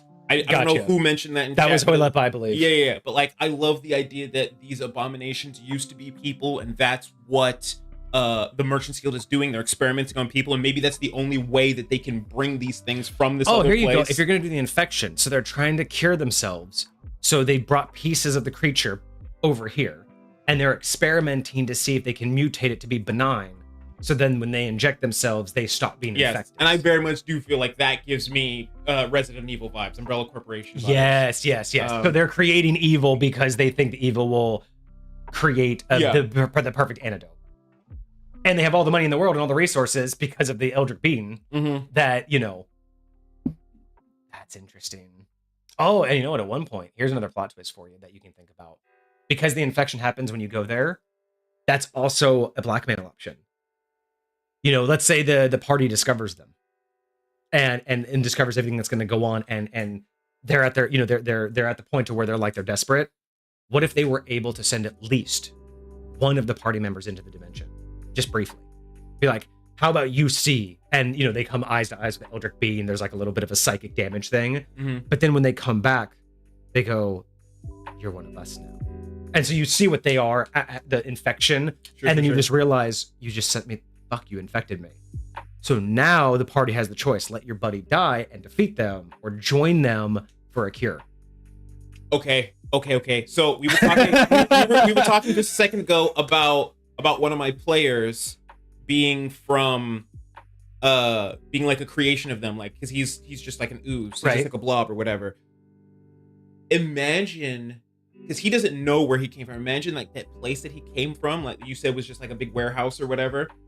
Imagine if that place was like fully destroyed and the Merchant's Guild thought that everything that they were doing in there was lost. Except he was the only thing that wasn't lost, and they don't even know that he exists. They don't know that he is that. So if perhaps he's the one that goes through, it doesn't affect him. He's already a part of whatever that once was. I like that a lot. Or, so here's another one. Here's this whole, if you want to make it super cinematic.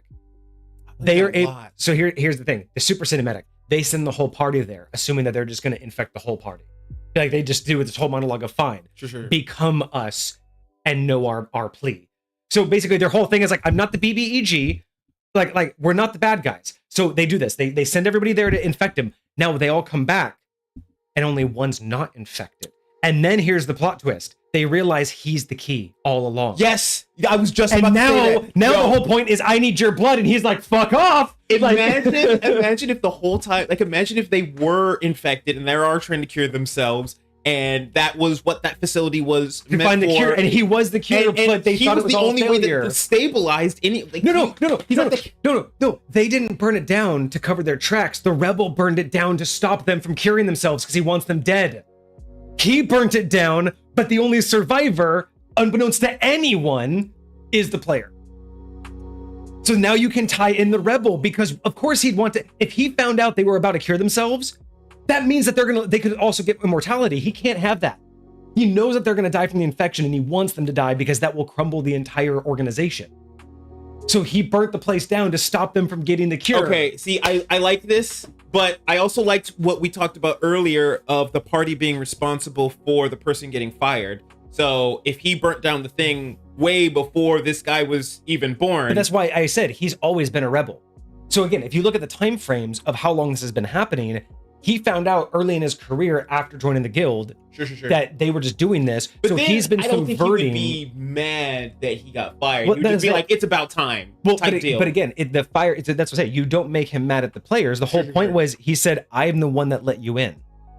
I'm the one that let you get so far to help to spread the word. Basically, he was using you. Again, you use that idea that he got you that far, but that's why he got fired. I kind of like this idea just because of like perhaps some of the personality of the way that I want this particular NPC to function. Like, imagine that, because this guild has been around for a little bit. I cannot imagine that this particular person is the first person to look at this guild and say, y'all are bad people. So if there was somebody else that was a part of this guild that never got fired, but was trying to start something ahead of time and like being like the first inside man type deal, he would be the one that maybe blew this thing up, and he was trying to recruit people inside the organization, and maybe this person that got fired was one of the people he was talking to, and initially he was like, no, I'm not gonna side with you, this is a good job, I'm not gonna. I mean, you could make it a brother. His like two brothers join the guild, one finds out, that's true, he blows up the so his brother doesn't know about it, gets killed. So if he's the older brother, right? So he doesn't want his younger brother involved. So he starts this secret organization. He blows up the facility. It's shortly after the explosion that his brother gets caught. He finds out, of course, now he's on high alert because he's his brother. And then eventually he starts to turn because he finds out that his brother disappears. Maybe he finds out his brother was experimented on and turned into one of those creatures. So then that's what causes him to let the party through. Imagine that's the creature they see. Or that's the scariest creature that they've created thus far. His brother, and they have to like end up fighting it just before they get to the actual council or something like that. Yeah. Maybe that's one of the last fights that they. And that's when you can do the thing where you can give them this powerful NPC, right? But the way you explain why they don't just this NPC doesn't help them, it's like, I can't go here. You must do this yourself. It's like, well, why? It's like, that's my brother. So he literally has to be like, I can't help you. I can't bring myself to kill my own brother. That's why I've brought you. Because I can't bring myself to do it. I could have done it all this time. I'm powerful enough. I could walk in there and do it, but I haven't been able to. So I've recruited you to do what I can. That would just, because then you have a reason why he's not involved.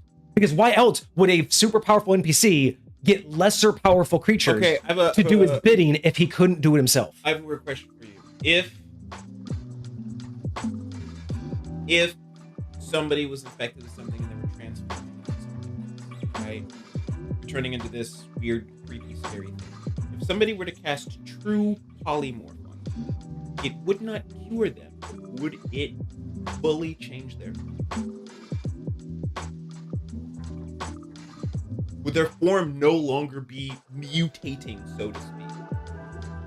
So no, I would say that because it won't get rid of it's like saying that I can't change you into if you have cancer, I can't change you into another creature and you suddenly don't have cancer. That creature would have cancer. Now I could turn you into a creature that fights cancer very well. You'll still have cancer, but you'll basically be Deadpool.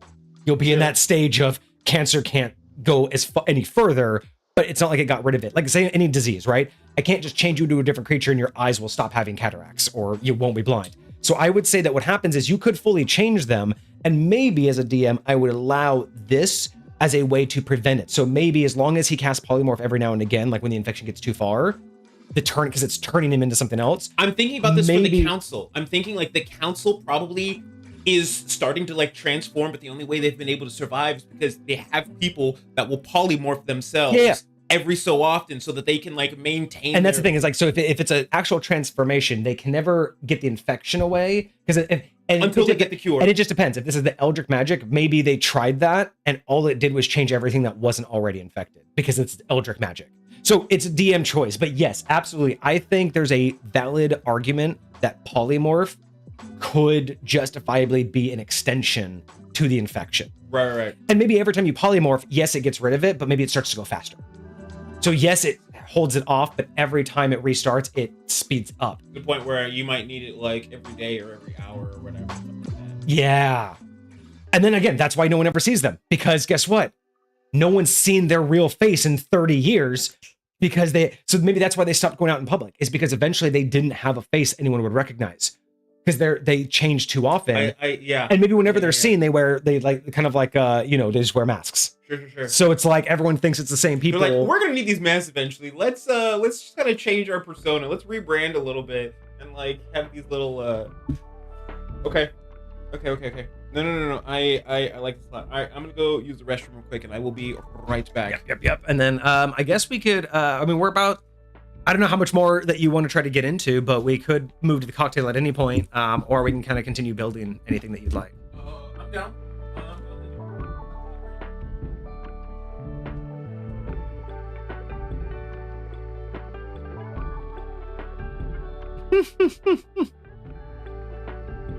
Hey, because this isn't my build, I'm just throwing out individual ideas, Foxer. I don't have to be organized because it's not my build.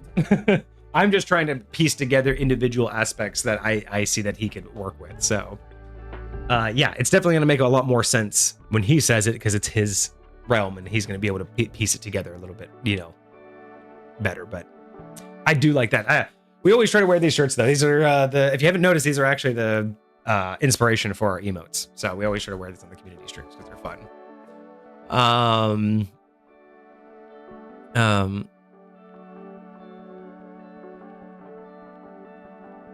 Yeah, if you want to submit anything in the Discord about your character, I don't know if we'll go over it today. But yeah, if you want to give us sneak peeks, that's totally up to you.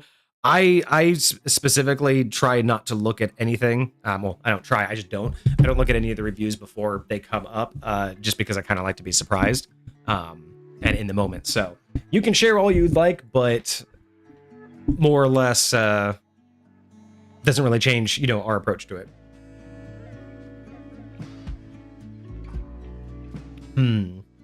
Interesting. I think my only initial hesitation and my only initial instinct towards that idea is that traditionally combats don't last very long, so the progression I think will be a challenge. I'm curious to see how you've written that up, but yeah, that progression is going to be challenging to justify in combat, which is something else I think that would be really interesting. A unique combat encounter where the boss, like the creature, only attacks like every couple rounds.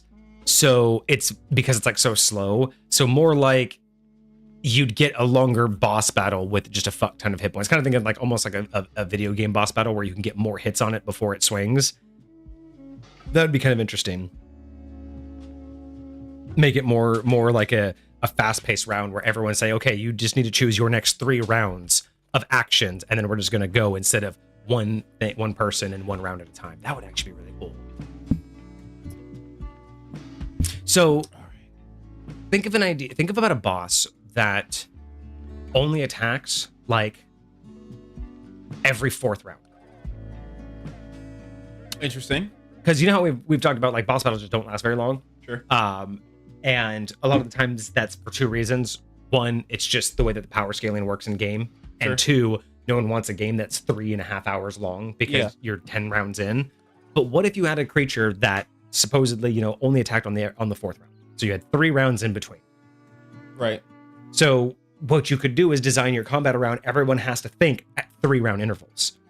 So you need to think of 3 actions, set something up, and it's still going to go it's still going to go in order, right? So everyone's going to be like, okay, think of your 3 things, think of your 3 things, think of your 3 things, and then it's 1, 2, 3. So it's like, what's your first? What's your first? What's your first? What's your second? What's your second? And we just roll through that. Now it's the creature's turn. Sure. There's a big giant swing who can do their stuff, and then you can add in like almost like mini game tactics where one of your actions on one of your turns can be to like take a defensive action or get behind something, so when the enemy attacks you can take less damage. Sure. So almost video gamify it, but just make it more of one of those things where you can kind of have a much more faster paced combat. People can do a whole lot more, and you just have that kind of boss that really is a true tank, and it doesn't just die in 3 rounds. Right.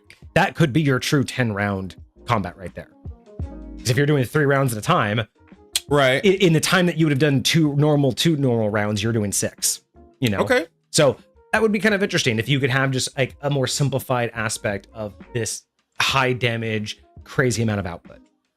I think especially for like one of the abominations, like imagine the brother of the traitor is this bad one, like he's you know, Tarask size, not size, but like just, he's this big bad scary thing. So yeah, I can totally see that. Okay. All right, so you have the starting point for your party. You have some great ideas for motivations for the guild, whether they're I think the infected is probably going to be the way to go. Yeah, no, I do like the that. other ideas were pretty solid, but with how it connects to everything else, the infection seems like it gives you the most opportunity. Yes, especially for weaving in character stories. Yeah, the character stories, being able to make one of the characters unknowingly like, you know, the hero, like the unknowing hero because he's the cure. Mm-hmm. You know, being able to tie in the idea of that's why they're experimenting, trying to find something. If you end up doing the rebel with a brother, I think that's phenomenal to add his brother as like a main counterpoint. Yeah. And again, you know, just narratively, if you need a narrative reason why he won't join them in battle, done deal. Yeah. And maybe if you want to go one step further, because again, if you want to take that rebel out, because maybe you want to bring him back for the BBEG battle. Maybe you do want them to have an NPC. That'd be great. That's why he's not there for that battle, but he'll be there for the final one. Or if you don't want him to be part of the final battle, then what you do is the final battle against the 3, the old adventuring party, which would be hilarious, is when you go face them, like, you know, the cinematic as they walk in the room and their wizards are casting a polymorph real quick on them to like reset them. And this polymorph resets them to their original adventurer status. Oh, interesting. So it's like the final polymorph where they're finally like in their OG bodies, but then like they get polymorph and then they like pick up their actual old school weapons and they're like, time to show you who we used to be. So just kind of a cool moment. But if you don't want the rebel to be part of that, you also do the aspect where instead of the transformed brother being its own battle, it's there as a minion. So he can't join you for because the fight. Fighting that. Or again, let's say you do a battle with the brother, and let's say you cinematically end it to where no one dies or the brother gets away. Then at the BBEG fight, the brother's a minion, but the rebel NPC is there, and then he says, I'll take my brother. And then you cinematically let them fight in the side. Yeah. And then you still let them do their battle, so again, this is what I like about like crafting those narratives, is trying to realize what feels right for the story without trying to railroad the players into an outcome, but having these ideas, right? Depending on how you decide how the brother's reaction is. If it's its own fight, he doesn't want to deal with it. Maybe if it's part of the BBEG fight, maybe he and his brother do that final face-off. And so it's a cinematic on the side while the party's actually fighting, you know, things. And I think both of those are totally valid, right? You don't have to decide now, but both of those could be amazing outlets depending upon the story. If you make the rebel too powerful and he would basically outshine the party, then give him a reason not to fight. Right. But if the party's obviously better, then let him be like their little minion, you know, as a little extra. So you have that you have that openness. And again, you can maybe they go fight his brother and his brother wins and then he becomes infected and he's actually happy about it. He's like, it's okay. I'm just going to be with my brother. And then like he does transform, you kill the Merchants Guild. Maybe their little fight ends and he's like, infected. But then he's just like, you know what, it's okay. And then he transforms. He and his brother are just like kaiju battle. No. After he transforms, they just go, we're gonna fuck off now. Like, they're back together, and they're like, well, we don't want to hurt nobody. It's just we were under their control. So maybe now that he's transformed, he's like, maybe like he gets infected. And he's like, no, it's okay. He's not under their control anymore. We're just gonna go. Maybe we're gonna go to the Shadowfell or something. He's just totally chill. He's like, look, I have my brother back. And like the whole thing, you killed them, right? And there's still a couple of abominations. So what if he gets infected by his brother, but his brother doesn't kill him? And he's like, oh, I understand now, because there's like a telepathic link from the Eldritch Beam. He's like, it's okay. We're just gonna take them all. Let me go with my brother. Let me become infected. I'm gonna transform, and we're gonna take all of these. And then like you see the creatures, like all the abominations, like surrounding you, but not in a menacing way, because the brother's now in control. And he's just we're just gonna go chill. Like, we're done. We're not under their control. Maybe they're still under the control of the creature. Maybe they're going to go back to the creature's dimension. But like the dude that you've been helping this whole time is literally about to be infected, but he wants it. See, I kind of like this. Imagine that the brother was the first creature that they ever created. Oh yeah. So like, and then since that's how they controlled every other creature. Since that occurred, they've been creating more and more and more since they figured that out. Right. So they control him. He controls all of them. But now that they're dead, he's in control and he's not a bad dude. Yeah. And now that his brother's about to join him, it's like, brother, just join me. Just transform and we'll just go live. Yes, we're abominations, but like, sure. it's not that bad, dude. You know what I mean? And maybe he's strong enough because he was this abomination. Maybe he's strong enough to fight the Eldritch Being. So even though they're infected, they're not infected like the Merchant's Guild. The Merchant's Guild was infected by the being who was controlling them, who was then controlling this thing. But because these guys were created, but the being, and that's like the revelation, right? If the being was controlling them and he was controlling the brother, that means the Eldritch Being wasn't directly controlling the brother. Connection to all of these pieces. It needed them to control him, so he's now free in the world. The Eldritch Being's locked away because remember, the people who knew how to get there are dead. The Eldritch Being is once again locked away for good, and now there's a new race out there of these quote unquote abominations. Sure. Set this in the past. Set all of this in your universe's past. You know why? This is your werewolf origin story for your universe. Interesting. The abominations go and they evolve, and it's an infection. I do like the idea of them being able to, like, at a certain point, evolving to the point where they can have a humanoid form, and not werewolf, just the were. Like, this was the very first were species because they infect people and they turn into this, but because they're half-breeds, eventually, maybe his brother, here it goes. So the first one controls them all and started the infection. When his brother transforms, his brother maybe only does a half transformation and actually has control of shifting. So together, they eventually evolve all of the shifting races.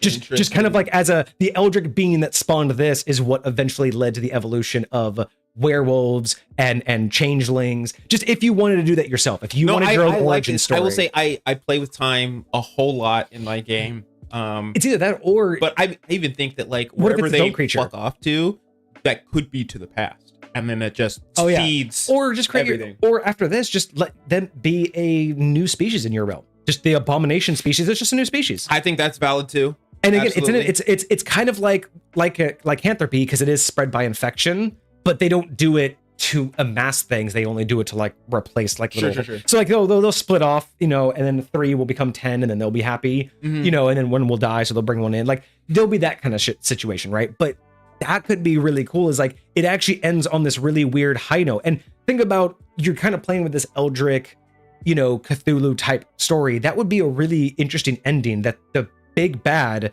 wasn't actually bad, and even though it's an abomination, it's like the right thing to do is to let it go. Sure. And the party doesn't have to, but imagine just all of the mind fucks.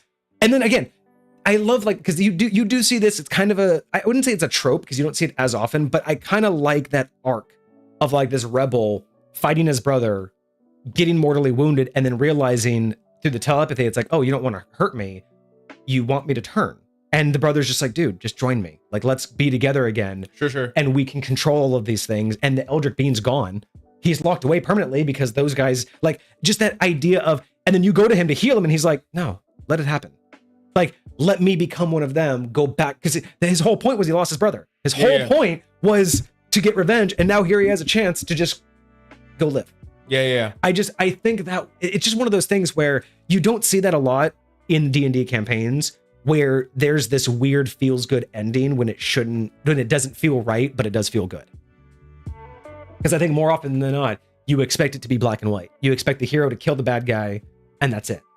But to have this situation where these are abominations, but they're showing signs that they don't want to be evil, they just want now to exist. And I think having the brother be that because if it wasn't for the brother turning and saying, I want this, I think it would be too easy for the party to be like, no, the abominations can't live. They could easily see that, the brother dying and just say, nope, fuck it, we're going to fight. But if the brother turns and says it's okay, sure, that's their opportunity to be like, You're abominations that can infect people. How do we know you're not gonna just spread? Right. But that's the duality, is you don't know. Exactly. But you've known this guy. You've known this NPC. You've trusted this NPC up until this point, and no one's attacking you. You know, you're now being surrounded by these things, and like, you know, they like part to give you like the way out and everything. Like basically, they're just showing like, look, man, we could kill you if we wanted to. Like even the brother could sit there, right? Like even just like the big bad creature could just sit there and look at you, surrounding you, and be like, I just telepathically to that one player, because of course there's that connection, and just be like, I could. But then he like makes it open and he goes, but that's not who I am. And like that's his opportunity to be like, we don't have to fight. You know I could kill you if I do. You're surrounded. Just let's be chill. I think that would be so cool. I like those kind of endings. And it gives you something permanent to add to your realm, this whole new species. Sure. Yeah. And that could be a protagonist later down the road. You can even just say, you can just take a group of these that split off and they're becoming a problem. They're starting to, you know, infect things. And there's this infection of these abominations for an entire different campaign party to go take care of. And that could legitimately be one that you have to go wipe them out because they're, you know, but that's just a whole brand new seed. I like this abomination idea. Right. And I kind of like the idea that if you do it that way, I would do it that way just because it also kind of full circles and encloses any gaps with the concern of the Eldritch Being. Like if you really hone in on these three were the only ones who had access to it, and you know the creature was the only reason it was under their control, it just says like that's it. They were the only three who had access to it. It's gone forever. It's now locked in its dimension like it used to be. Sure. So it's kind of that it just boom. The big BBEG, the biggest concern, gone. Didn't have to fight it, didn't have to kill it, but you got rid of its doorway. Like it just clean. Sure. No one's upset about that. Now here's what I will say. My players in the past have done the utmost awesome job of subverting every single one of my expectations. Meaning, what I think the best you're gonna do, what makes sense for me to think that you would do in this scenario. No, you don't choose that. Yeah. You choose this fully other chaotic, just wild option. And so, you know, like I can totally see my players being like, no, we want to go and we want to fuck with that Eldritch Abomination creature. We want to go touch it. We want to go become friends. We want to become infected. I'm like, y'all are wild. Y'all are wild. So like, I'm fully trying to prepare myself for like, what happens if they go down a fully different road? I know how you do this. Been cleanly so tying this thing with here again to leave yourself something. Let's say they go that route and they side with the Eldritch Being. You now have a new Warlock patron available in your realm. Okay. You know what I mean? Like they literally, if they help the Eldritch Being gain access here, it becomes a patron.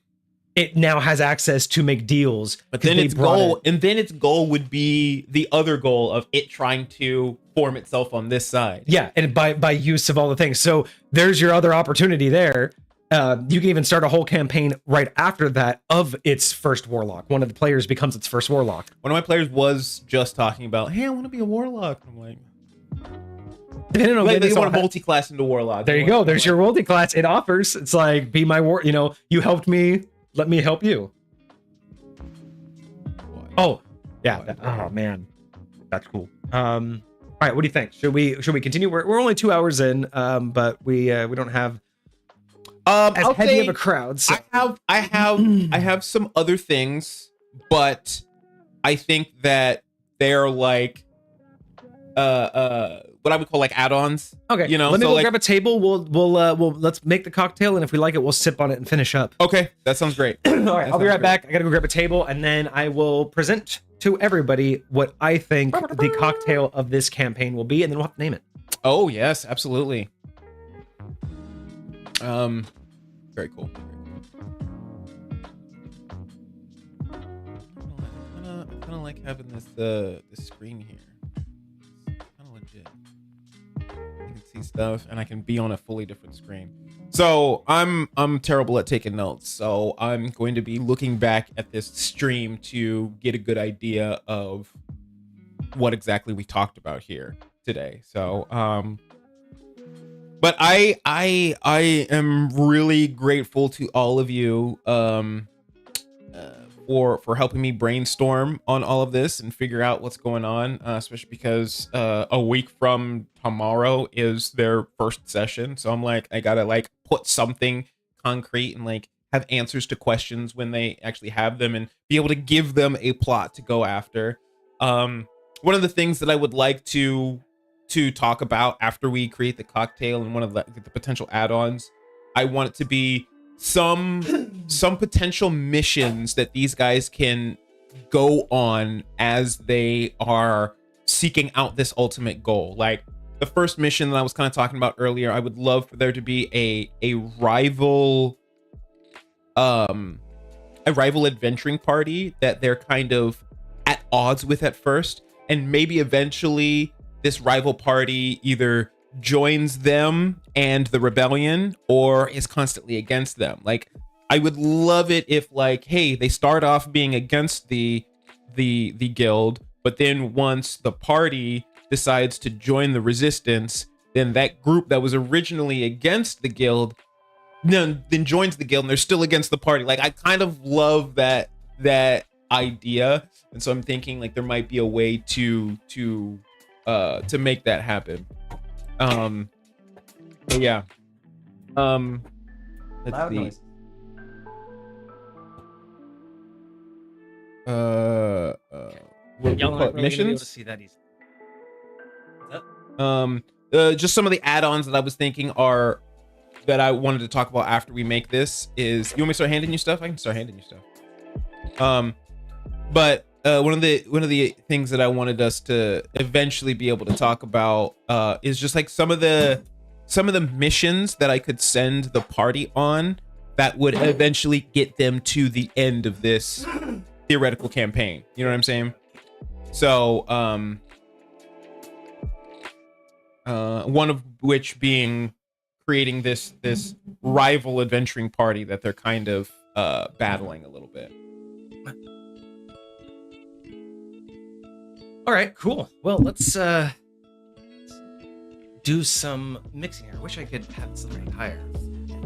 Ooh, rival group is infected hunters that simply want to stop the plague before it happens. Oh, interesting. So maybe they fought one of these things at one point, they got infected, and now they're trying to stop it. Okay. Oh. Here'd be something interesting. You know that story that there used to be an adventuring party? The other ones didn't die. What happened was these three fell into the Eldritch dimension. The others thought they died. So now the rivals are their old adventurers coming back, finding out what happened, Oh, and trying to stop their old friends interesting. or save them. Sure. And maybe you don't know. Maybe they're so paranoid they send you out to stop their old party members. So it looks like it's a rivalry of they're trying to stop them, but in reality, they're like, we just found out you were alive. We were coming to save you. You're infected. Like there's all this back and forth where it's like they don't even know what happened. They just know you're infected. They don't know if you're evil or dying. So they're here to help. But you just assume because you're paranoid and the Eldritch Being's like, no, fuck them. So it's again, you're there. One side's being completely aggro and aggressive because of paranoia. The other one has no idea what's happening. They just want to find out what happened to their friends. Sure. But they keep getting attacked by you guys, and they're like, "What the fuck? We just want to find out." And so they think that you guys are probably part of the Eldritch Being, trying to stop them from saving their friends. So there's just this constant grind for who the fuck is right, who knows what's going on, and the players are in this constant battle of every time they meet a new NPC, they're like, "Wait, what? What do you think is going on?" Yep. All right. So let's talk about this cocktail because All right. I have a couple ideas. Let me hear. So, we're talking a little bit about Eldritch Beans. We are talking a bit about, a shady merchants guild. Things are happening in the shadows. Abominations. We have a bit going on here. So I wanted to do a dark cocktail. I thought kind of, get that Eldritch horror aspect. Cool. So we are going to start, and it's going to be a stirred cocktail because I'm not going to be doing anything super fancy. Now, I will say to start out with, I don't want this to be your standard sweet cocktail, but I also don't know if we feel that the final notes should be um more harsh and bitter and more like strong, or should they be more soft and complex and kind of not sure, because it basically depends on the sugar content. I can do almost no sugar and it's much more of a complexity of harsh flavors that are kind of battling for control. Or we go something a little bit softer, so I add the sugar in, and then that will give us something a little bit smoother, not like sugary sweet, but it'll be something that you can like you can go through all of the layers without as much like punching bag feel, where every flavor is just coming at you. So again, just hearing you describe this and thinking about this campaign, like the harshness sounds more akin to what we're headed towards. So we're gonna do a harsh. So I'm only going to do a single, because I don't have any simple syrup. So I am going to do just a single cube of sugar. The other option would have been up to 3, but we're gonna do 2. For sure. All right. So the main goal, or the main star of the show, is going to be our Cruisin' Blackstrap rum. Okay. Let me some rum. Cruisin' Blackstrap rum. This stuff is great. I am addicted to this in eggnog this time of year. Oh, this and nice. Eggnog is absolutely Dude, a lot of wonderful. people started using eggnog as like coffee. Yeah, I do that too whenever I have it. All right. So starting with our single sugar cube, we're gonna add first our traditional Angostura aromatic bitters. This is what's gonna create kind of that. It's not acrid. It's just bitters are bitter, and I don't know if you want to take a sniff of that. Actually, I've just seen bitters individually. Okay, yeah. So it's like it's not acrid, but it's definitely Yeah. It's going to hit you all across the tongue when you have that. So I usually like to put that right on my cube, get that nice and saturated. All right, so a couple things that we are going to add to make this super complex and interesting. So first we will. I did not frame it. Oh.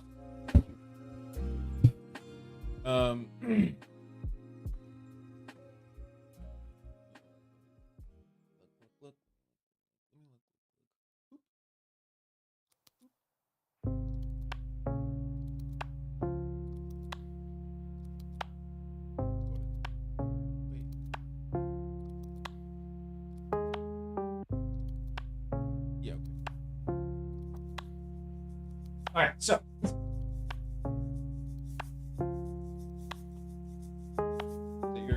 The die. Hey, rolled on a 20. Nice. It'll be good luck for you when you get it.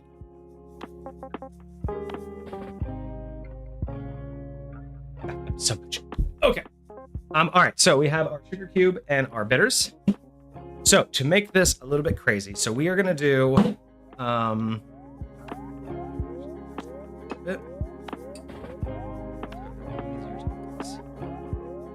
Easy.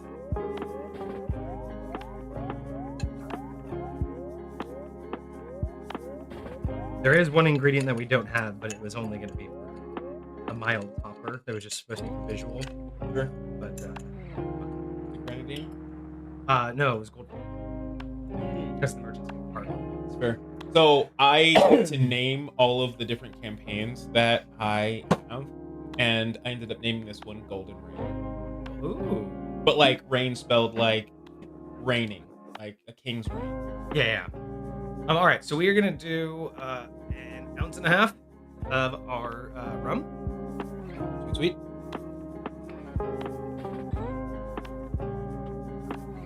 Ounce and a half of rum. We have bitters, we have our rum. So, Can you grab some? Bathroom? yeah, just anything, just so I don't grip on the table. Easier to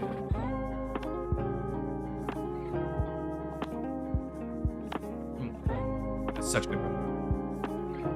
All right, so 1.5 ounces of black rum. And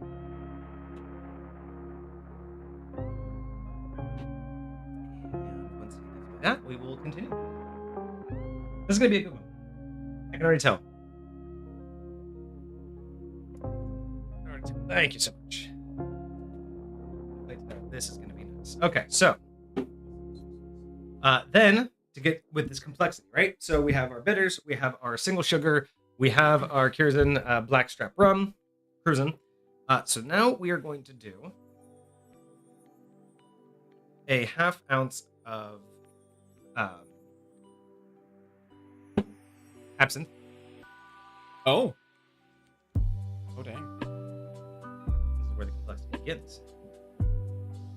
A half ounce of. All right, so first, half ounce of absinthe. Absinthe vert. And then a half ounce of Grand Marnier. Because we gotta be fancy about it. Always. And I love adding a little bit of orange. Actually, you know what? Yeah, we're just gonna do that. A bit of orange cognac. Gonna round out those flavors. Brings down a little bit of the harshness while still keeping it kind of bitter. And then here's the crazy one. I'm gonna do a half ounce into cocoa. Okay. Is it like a chocolate flavor? It's chocolate liqueur, so just a half ounce bit of chocolate. So it's a orange, chocolate, and black licorice with some rum and some bitters. Yeah, no, that sounds about right. That sounds about right.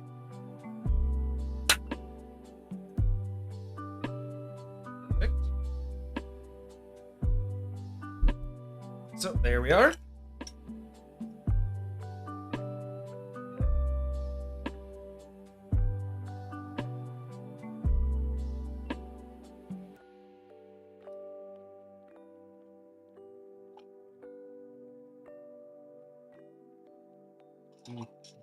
I'm not saying this is going to be like super tasty, but I think it will. The whole point is to represent the campaign, right? Not necessarily meant to be like your go-to cocktail, but I think it will be. I think it will be drinkable enough to be noticeably like. I think that there are some cocktails out there that are meant to be what they are, like aggressive. They're meant to like have certain like aspects to them. They're meant to So I think that's totally valid.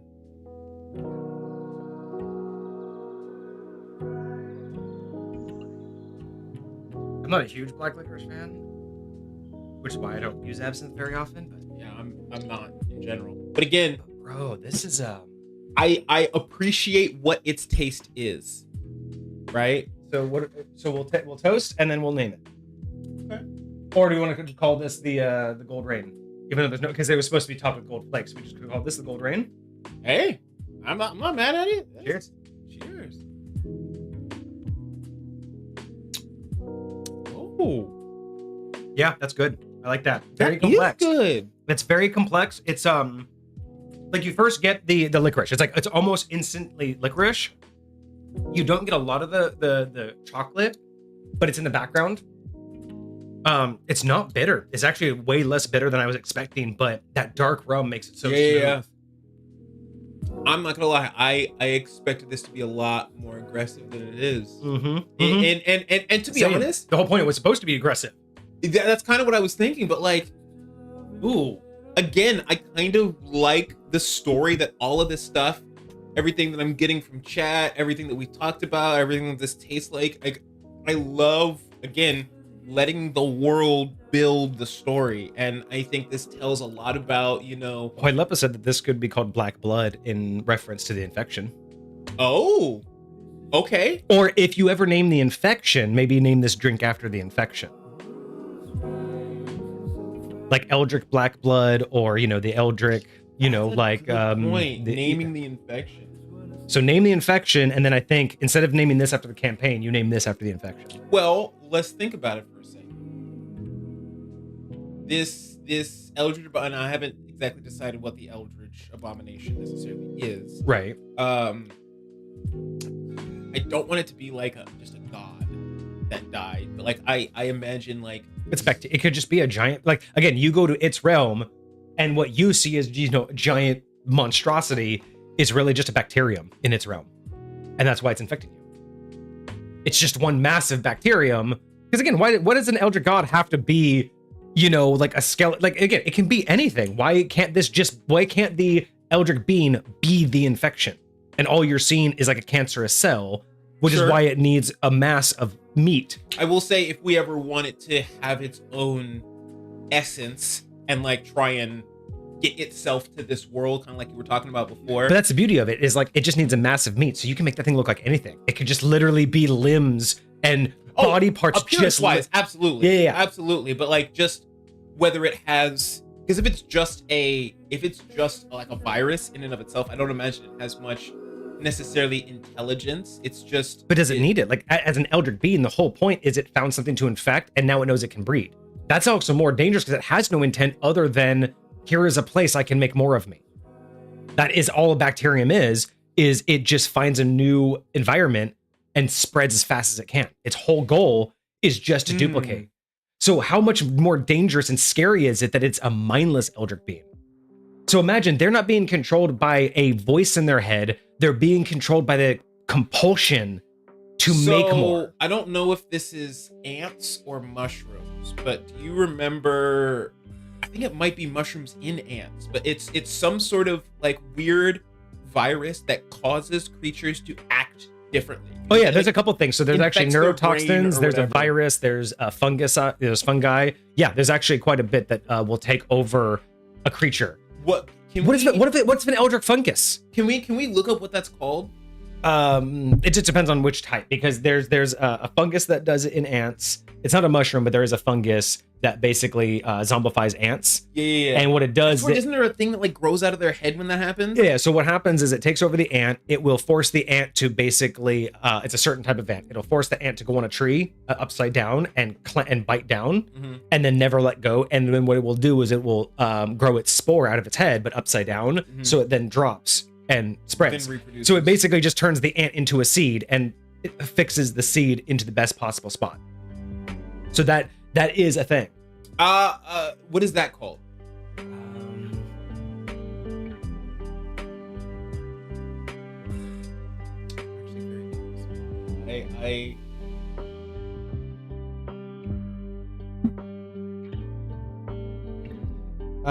I cannot pronounce that. Ophiocordyceps unilateralis.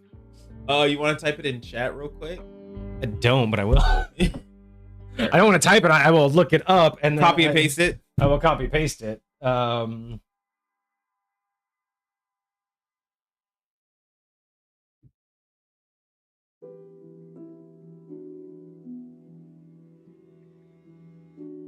There you go. However the hell you want to pronounce that. So it's 2 words? Yeah. Ophiocordyceps, I think is, yeah. Ophiocordyceps. I like Gesundheit. I like the Ophio part. Ophiocordyclops. Ooh. Ophiocyclopsis? Trying to think of like, trying to make it like sound almost like scientific. Yeah.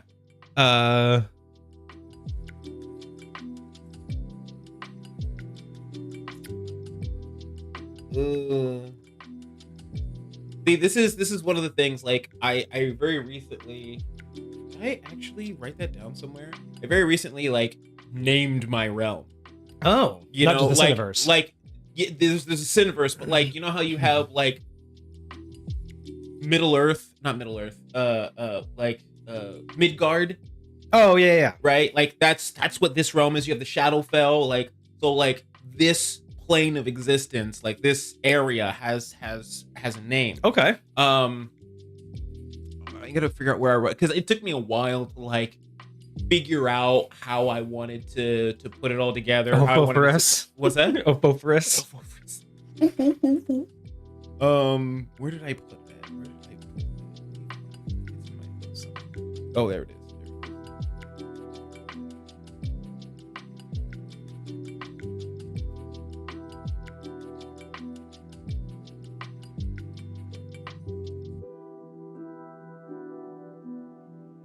think I called it Yomezu. Yeah.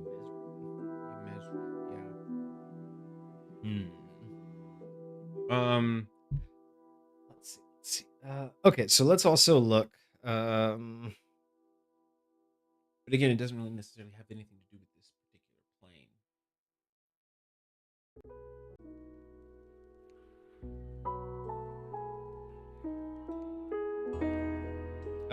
Also in real world, sepsis is what gives you black blood. Sepsis? Ophiosepsis? I like that. Ophiosepsis? I like that a lot. Ophiosepsis. So that's the disease. Yeah. So actually. So is this the Ophiosepsis? This is the Ophiosepsis. There you go. We've just named our cocktail. Too bad. I don't know if Soul's around, but Soul hasn't commented recently, so I don't know if they're around to I swear document. I saw them in the thing. They were there earlier, but yeah. If Soul, if you're still around, I hope you have written down the new cocktail. They're in there. I see them in chat. All right, let me write it out. Let me write it out for you. So the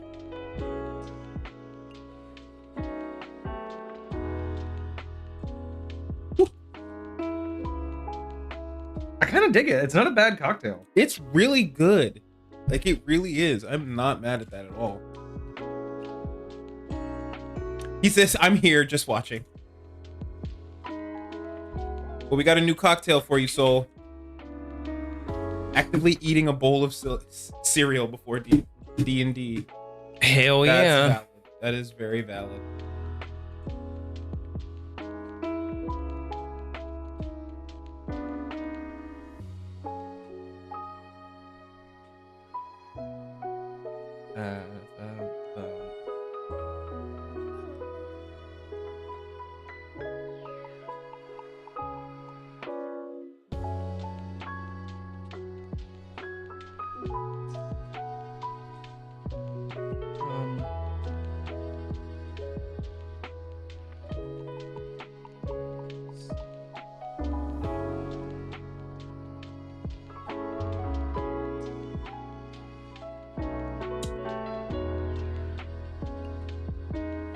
Stab a cereal box with a knife. Does that make you a serial killer? I mean, listen, it's probably assault, but I don't know if the cereal's dead because I can still eat that cereal. I can still use it for what it's used for. I think if you eat cereal, you're a serial killer, right? Because you're destroying the cereal. I do not eat cereal. So all you people that are cereal eaters, you're all cereal killers.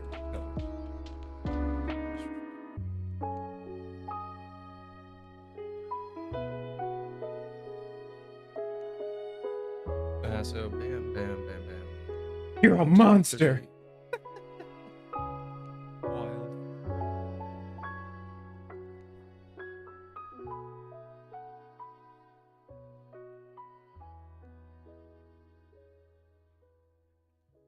Bam, there it is. Boom. I don't like that I can't format it to where it's like in a list, but there you go, Soul, for the Misfit Gamer Studios collection of drinks. Nice. Now you can drink with a Soul. I'm curious, Soul. Is when you play games of D&D like the one you're about to play, do you play like online so you get to chill at home and just sit around, or do you like go to somebody's house and like hang out with them and play in person? Just because I'm always curious how people run their games and whatnot.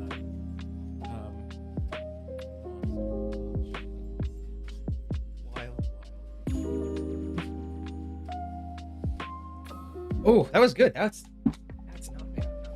All right, so what else do you need? Do you need anything else from us to help you today? The next thing, like, again, we could talk about this forever, theoretically, but the biggest thing that I would like to just get a couple of ideas for is some missions I could potentially send them out on that would tie into the ultimate goal. Like, specifically stuff that the Merchants Guild would send our party out on while they're like working for them. Yeah. Right now they're working for them because they're blackmailing them because they stole some money from them. There's no like super overarching plot. Yeah, they're just another group. They're just another resource. They're just out here. So how do you send them on missions that not only make sense, but you can narratively use to get them into the process? So it really depends. It can be easy or it can be hard, right? Because anything, well, now that you have a rebel group, anything can involve the rebel group directly or indirectly, right? Let's say a regular mission is, hey, I need you to go deliver this to this place. Well, guess who tries to stop you? The rebel group. One interaction. They send you to go disrupt the supply lines of the rebel group. Another interaction. So whether it's directly involved with them or you just narratively put the rebel group in the situation. So the way I envision it is the Merchants Guild is not one to reveal much of their secrets to these people.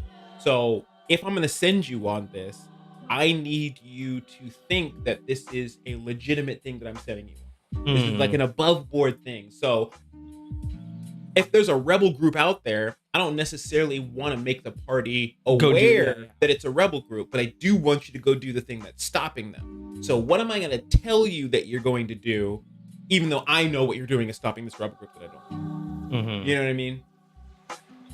So I mean, and everything's above board. So very much so. Like okay, so instead of doing things like where the merchant group would send you to go pick up a shipment from the docks, right, and give you false identities to act as the people of the rebel group, basically to steal, right? They wouldn't do that because that's not above board.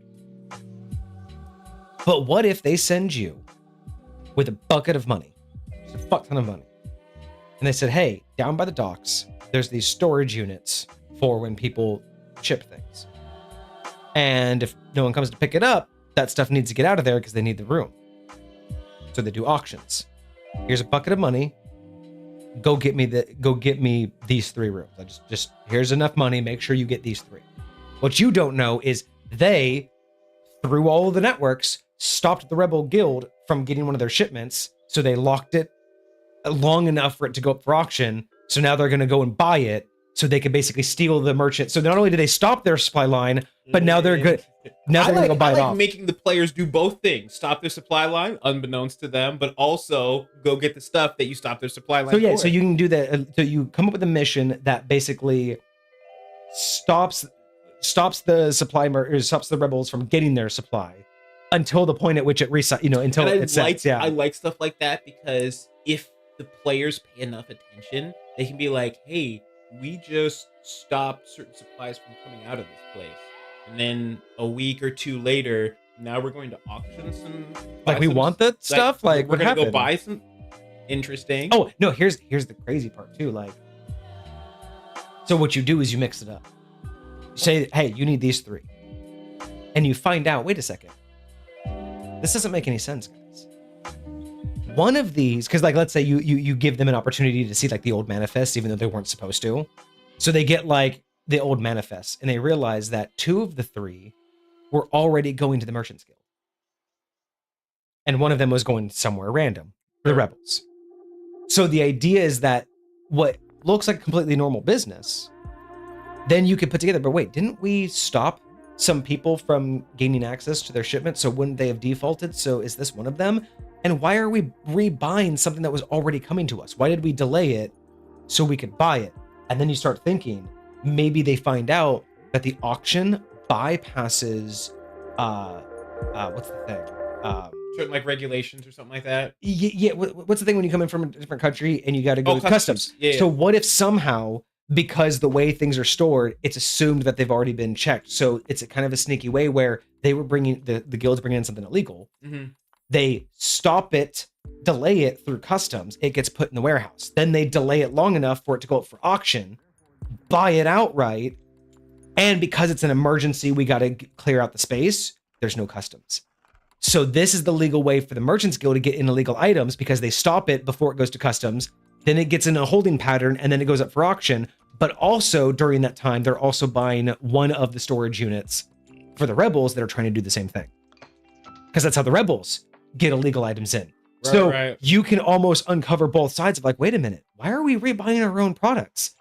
And isn't that the box that we made sure didn't go out? Why are we buying the box that we So then all of a sudden it's like, these merchants are doing some shady shit. I like this a lot because I want to drop hints to the players to be able to see what's happening so that they can decide what they want to do with it. Whether they don't care and they're just going to do it anyways, or whether they're like, oh my gosh, this is shady, I'm going to try and stop these people or something like that. And so let's say they like get to auction, they go into the storage units to like start loading it all up. And let's say like one of them happens to do a roll and they find the original manifest, which wasn't supposed to be left inside. Like those are supposed to be destroyed. Mm-hmm. But you find the original manifest, and then you see that one of the things you bought was already going to go to your bosses. Mm-hmm.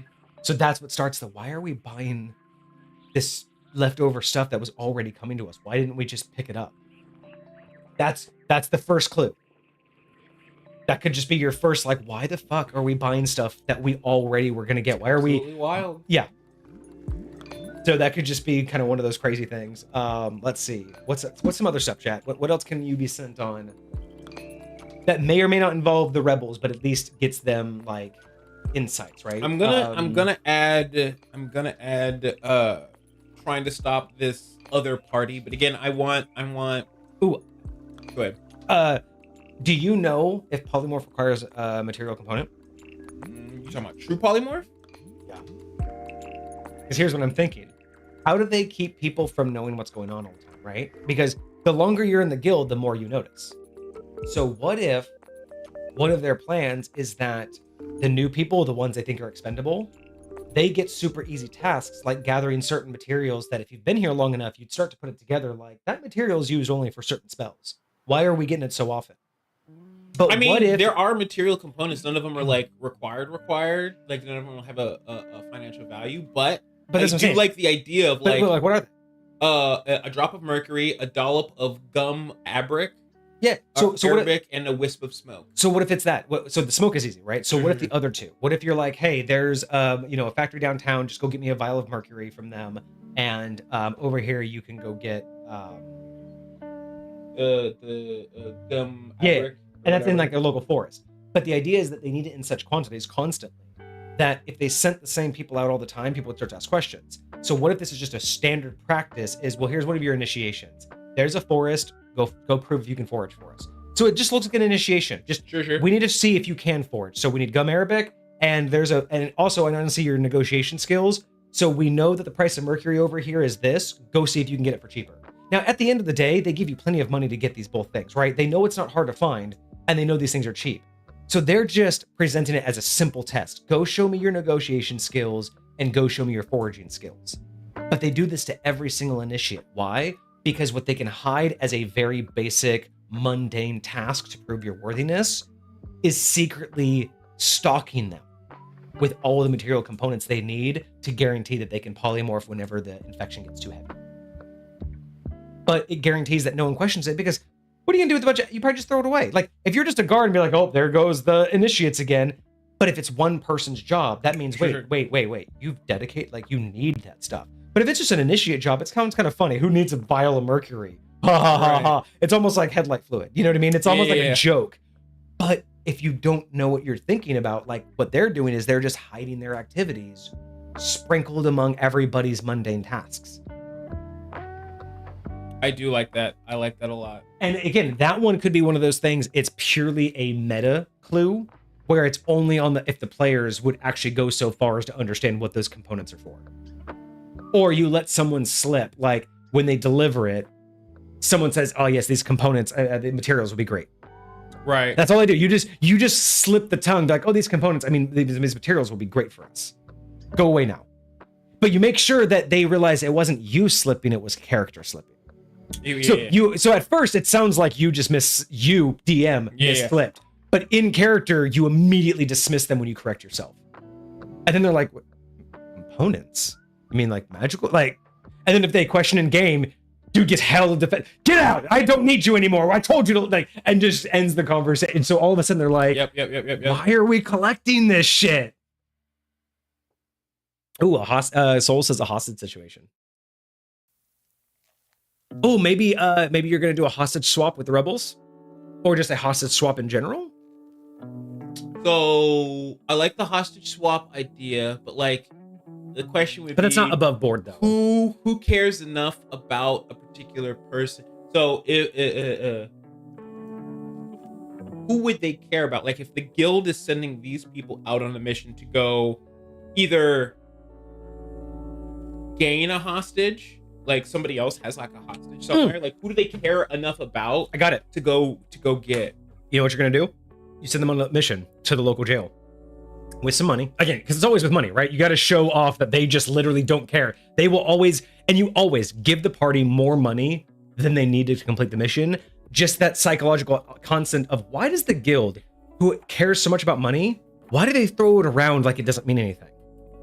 Because they have infinite, right? Sure. So that's another little clue that maybe they'll never pick up on is why do they always give us 50 gold for a 20 gold job? Why'd they give me 100 gold when they told me that 60 will do?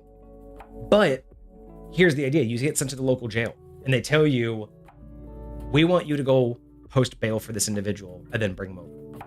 What you don't, so it looks above board. You're just going to go, but what you don't know is that person is part of the Rebel Guild, the Rebel Alliance. So you're going to go there and be like, we're just, our benefactor would like to talk to you.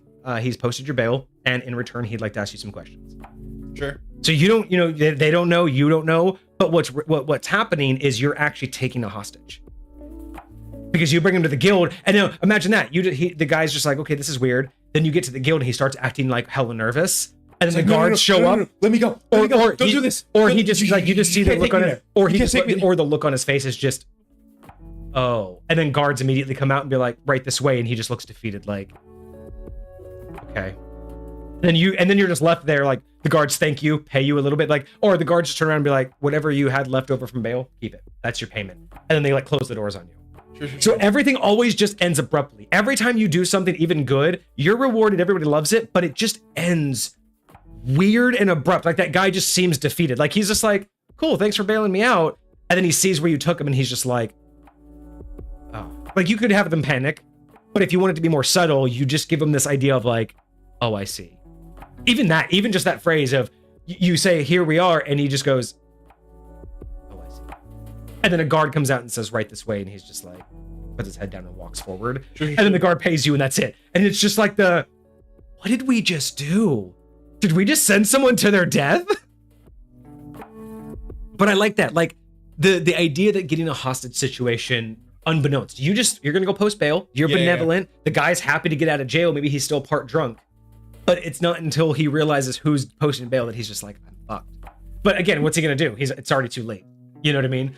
And I just feel like the players could just be like, are we the good guys? Because there's gonna be plenty of these little tiny missions where after a while they're gonna have to start questioning, like, I don't know if we're doing the right thing. To be honest, like you're working for the guild already. They're blackmailing you to work for them in the first place. So how confident are they from the jump that they're working for the good guys? But at the same time, the majority of the things that they're being sent to do feel benign. They don't feel, and everything's legal. You paid someone's bail.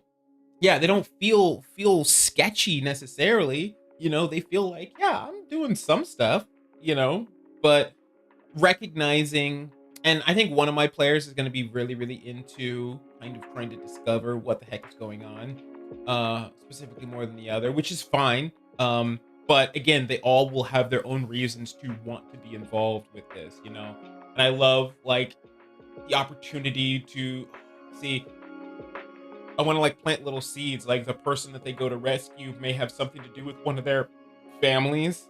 And so this person that goes and that they end up bailing out of jail and turning into the custody of this guild ends up being somebody that's associated with them, that they might want to go back later and like, maybe now I want to sneak into the guild dungeon and go try and talk to this person type deal and trying to get some information to be like, what's happening? Why do they want you? Why are you here? Right. You know, type deal. And like, I remember you, like I know you, like we're tight. And maybe that's half the reason why they come with you in the first place, because it's like, oh yeah, okay, you do this, do that.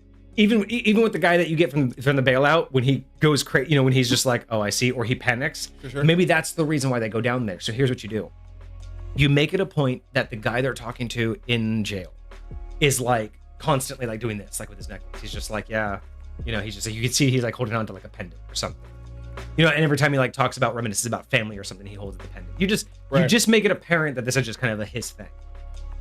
Then later down the road, they end up in a town that got attacked, hero syndrome thing. They got attacked by one of the creatures. And they find that.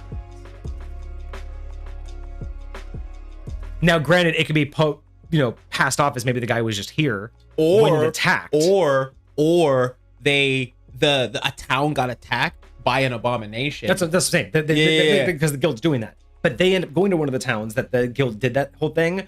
But they find out like wherever the thing was did the most damage, they find that guy's necklace. And they're like, dude, I even like the idea of like they go to a town, like they finally get ingratiated enough to be one of the people that they send to stop an abomination. And when they kill it's wearing it. They kill it and it's wearing that guy's necklace. It's what's left. Yes. Just those kind of things of like, what is going on? Why is this happening? Because then it would make them go, wait a second, let's go back to the jail. Let's go see if he's still there. And then he's not there. Then it's like, we let him go. We sent him back to his home. And then the guild's just like, no, we good. We helped him out. We made sure he got back to his home. Like, where's his home? Like, elsewhere. Or, oh my God. They tell you, oh yeah, we sent him back home. Where's his hometown? The town you just came from. That's the mind fuck, is they turn you and then they send you back to your hometown. Just as a twist of the knife. So they did send him home. Literally. They didn't lie to you. They sent him home. Yep. That's exactly how that shit would go down. And they can say that anytime someone comes looking, how that shit would go down. Every time someone comes looking for someone that they had in custody, then they can do some shit where they get interrogated because you got like paladins with like zone of truth and shit, and they're just really yeah, that's exactly what we did. Yeah. No, like and so and then his home got attacked. That sounds terrible. I wonder what. Do you think it's a coincidence that it's not? There's no way for me to do that. Well, and they're also smart enough that not every time they send someone home, they send them home an abomination. Sure. Some of them are infected, some of them aren't. Mm-hmm. Because then that way, it's not like guaranteed that every time you send someone home, their town gets attacked. So you got to just show off that it's just a coincidence. Especially when it comes to like the timing of it, right? Mm-hmm. So like imagine if they like send somebody home and it's like a ticking time bomb. That's like, it. They infect the person so they'll turn. Because maybe that's it. Maybe it's not like an experiment. Maybe it's another type of infection that slowly transforms them. So they send them home, and then within a couple weeks, they transform and destroy the town. And hey, the Merchants Guild has been long since clean of that person. That was weeks ago. I don't know what you're talking about. They were in full health when we let them out of here. Zone of Truth says so. Amen. Well, there's nothing we can do, you guys. So another thing that I would really like to figure out a way to... this is just a guild, right? But there is... They say they do everything legally. Well, laws according to whom? Like, there's got to be a overall kingdom that rules this area. And so I kind of want to have some sort of involvement with the general world that's around them, right? So like when you go to like a town or a place that like is a part of this particular kingdom, you know, the king is in charge. He knows what's going on. He's the one setting forth all the laws. Like, who knows if he's in bed with this guild and he knows what they've got going on, or if he has no idea what they got going on and he's just as deceived as everyone else is, type deal. Maybe the easiest way to do that is they're his biggest supporters and donators. So they just keep him fat and happy and he doesn't ask questions. Why? They're a Merchants Guild. Everything's above board, and they generously give money in every town that they're in. They overpay their taxes. They overpay their property bills. If there's rent, they overpay, like everything. They literally, when they come into a town, instant prosperity to the town. Everything they do is not only above board, but they're shown as generous.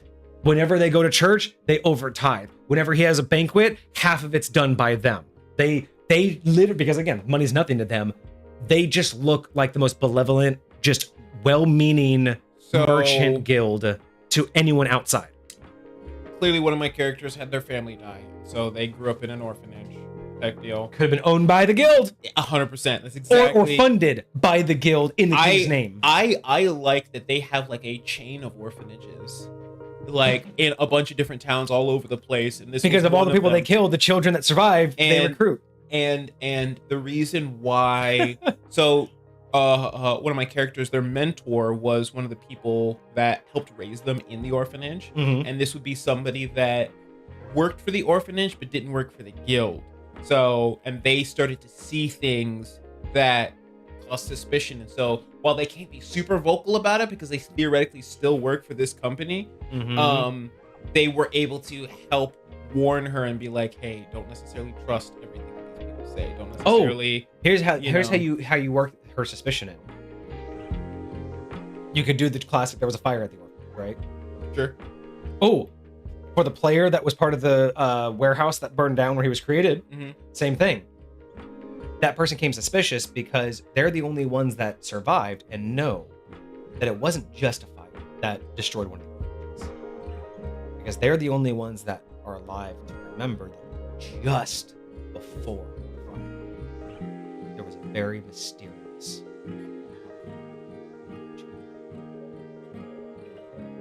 Interesting. Some either by accident or by intent, they messed with a child with the infection. It spread through the orphanage uncontrolled. So they try to cover it up with an accident.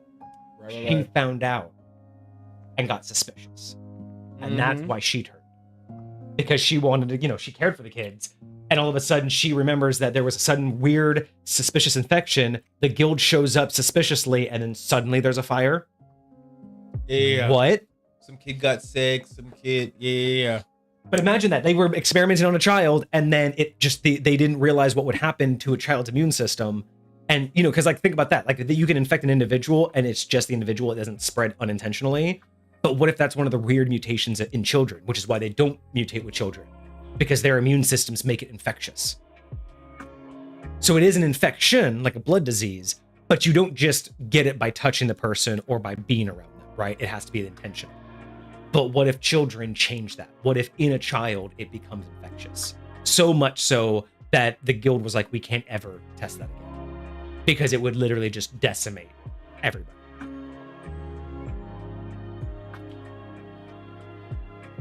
That would be interesting. Because again, just playing with that idea of they're experimenting with this and they don't know what they're playing with. So certain things that they do are going to be more concerning than others.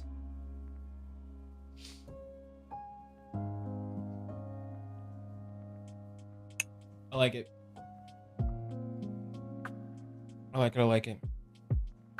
I've got some work to do when I get home to organize all these thoughts to put this into a cohesive thing for everybody. So part of what I've been trying to work on is because a lot of my stuff that I end up creating is very dynamic and theoretically on the spot.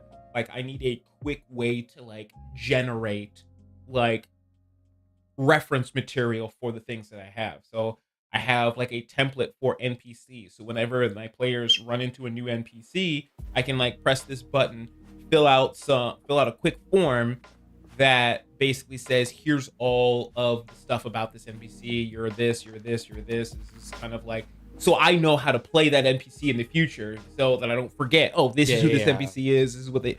Anyways, so I want to create some things like that for not only NPCs, but locations, but organizations, different things like that. So just so that I have a content for what it is that's actually going down with a lot of these people. So, yeah, no, I'm super duper here for this.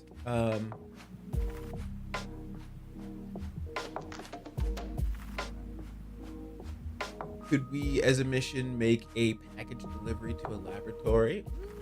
Yes.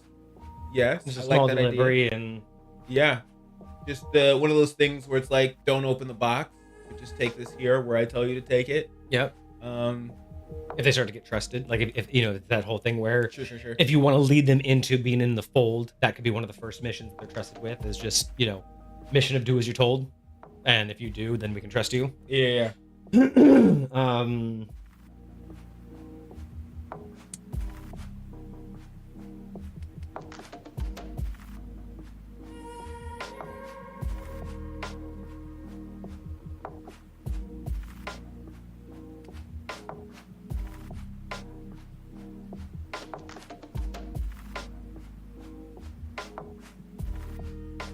Yeah, I think you have a lot to work with. I've definitely got a lot to work with. This is gonna be great. I will likely be spending the majority of the rest of my day trying to figure this out. Um, although I stayed up way too late last night, even after we finished Yeah. streaming, trying to figure out what was going on with the leaderboard. Oh, yeah.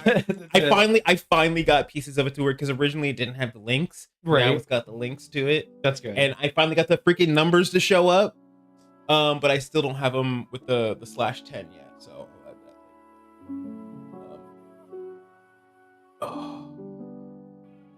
it's gonna be so good. All right. Well, I'm glad we were able to give you enough ideas. I should have probably taken that's whatever, it's just nice.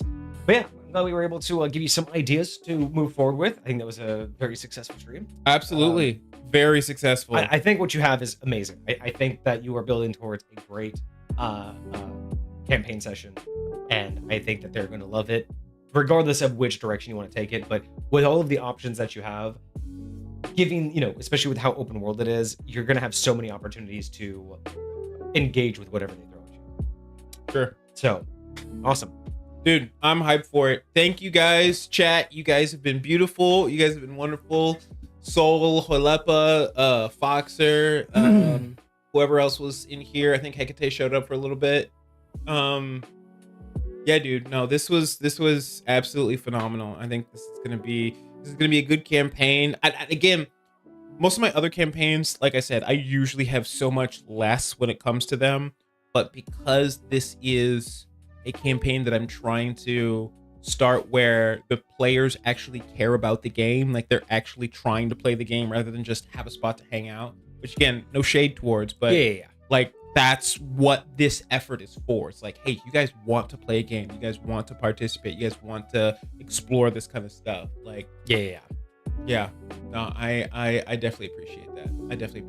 So you guys are the real OGs. I appreciate you. And lots of good ideas from chat today. Lots of good ideas from chat today. Great ideas from chat today. No, it's been phenomenal. I can't wait to so I'm gonna go Notebook LM has the ability for me to take a YouTube video and just put it in put the link in there and it'll take the transcript from it. So I'm totally gonna steal that and just hey, summarize all the different ideas that were in that'd be great. That would be so good for the video like this. Hell yeah. Heck yeah.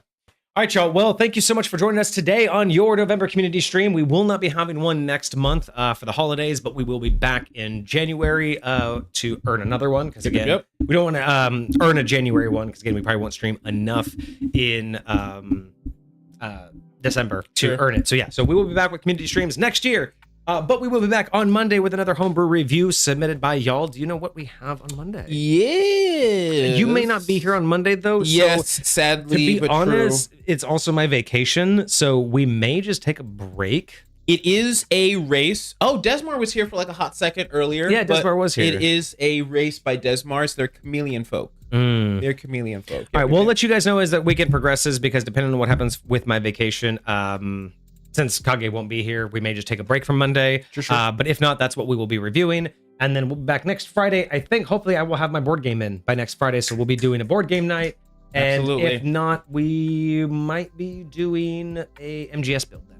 Okay. Not. So I know we did recently talk about now granted this is a whole class, but the Paladin class. Yes, I think I might want to do that one. So we'll probably end up working on that, at least starting it. So so join us on if we stream on Monday, join us. If not, we'll see you guys next Friday. But yeah, I hope you guys are looking forward to the holiday. I hope you guys had a great week. I hope you have a fantastic weekend ahead of you, or I hope you're having a fantastic weekend. And I hope it continues to be fantastic. I hope the upcoming holiday is going to be great for everybody. For those of you who are taking this upcoming US-based holiday, because it won't be here for everybody. Facts. But yeah, thank you all so much for showing up and for joining us today. It's been fantastic. It's been a lot of fun. But we'll be back in a couple days. So yeah, have a good rest of your days, guys. Cheers. Deuces, my friends.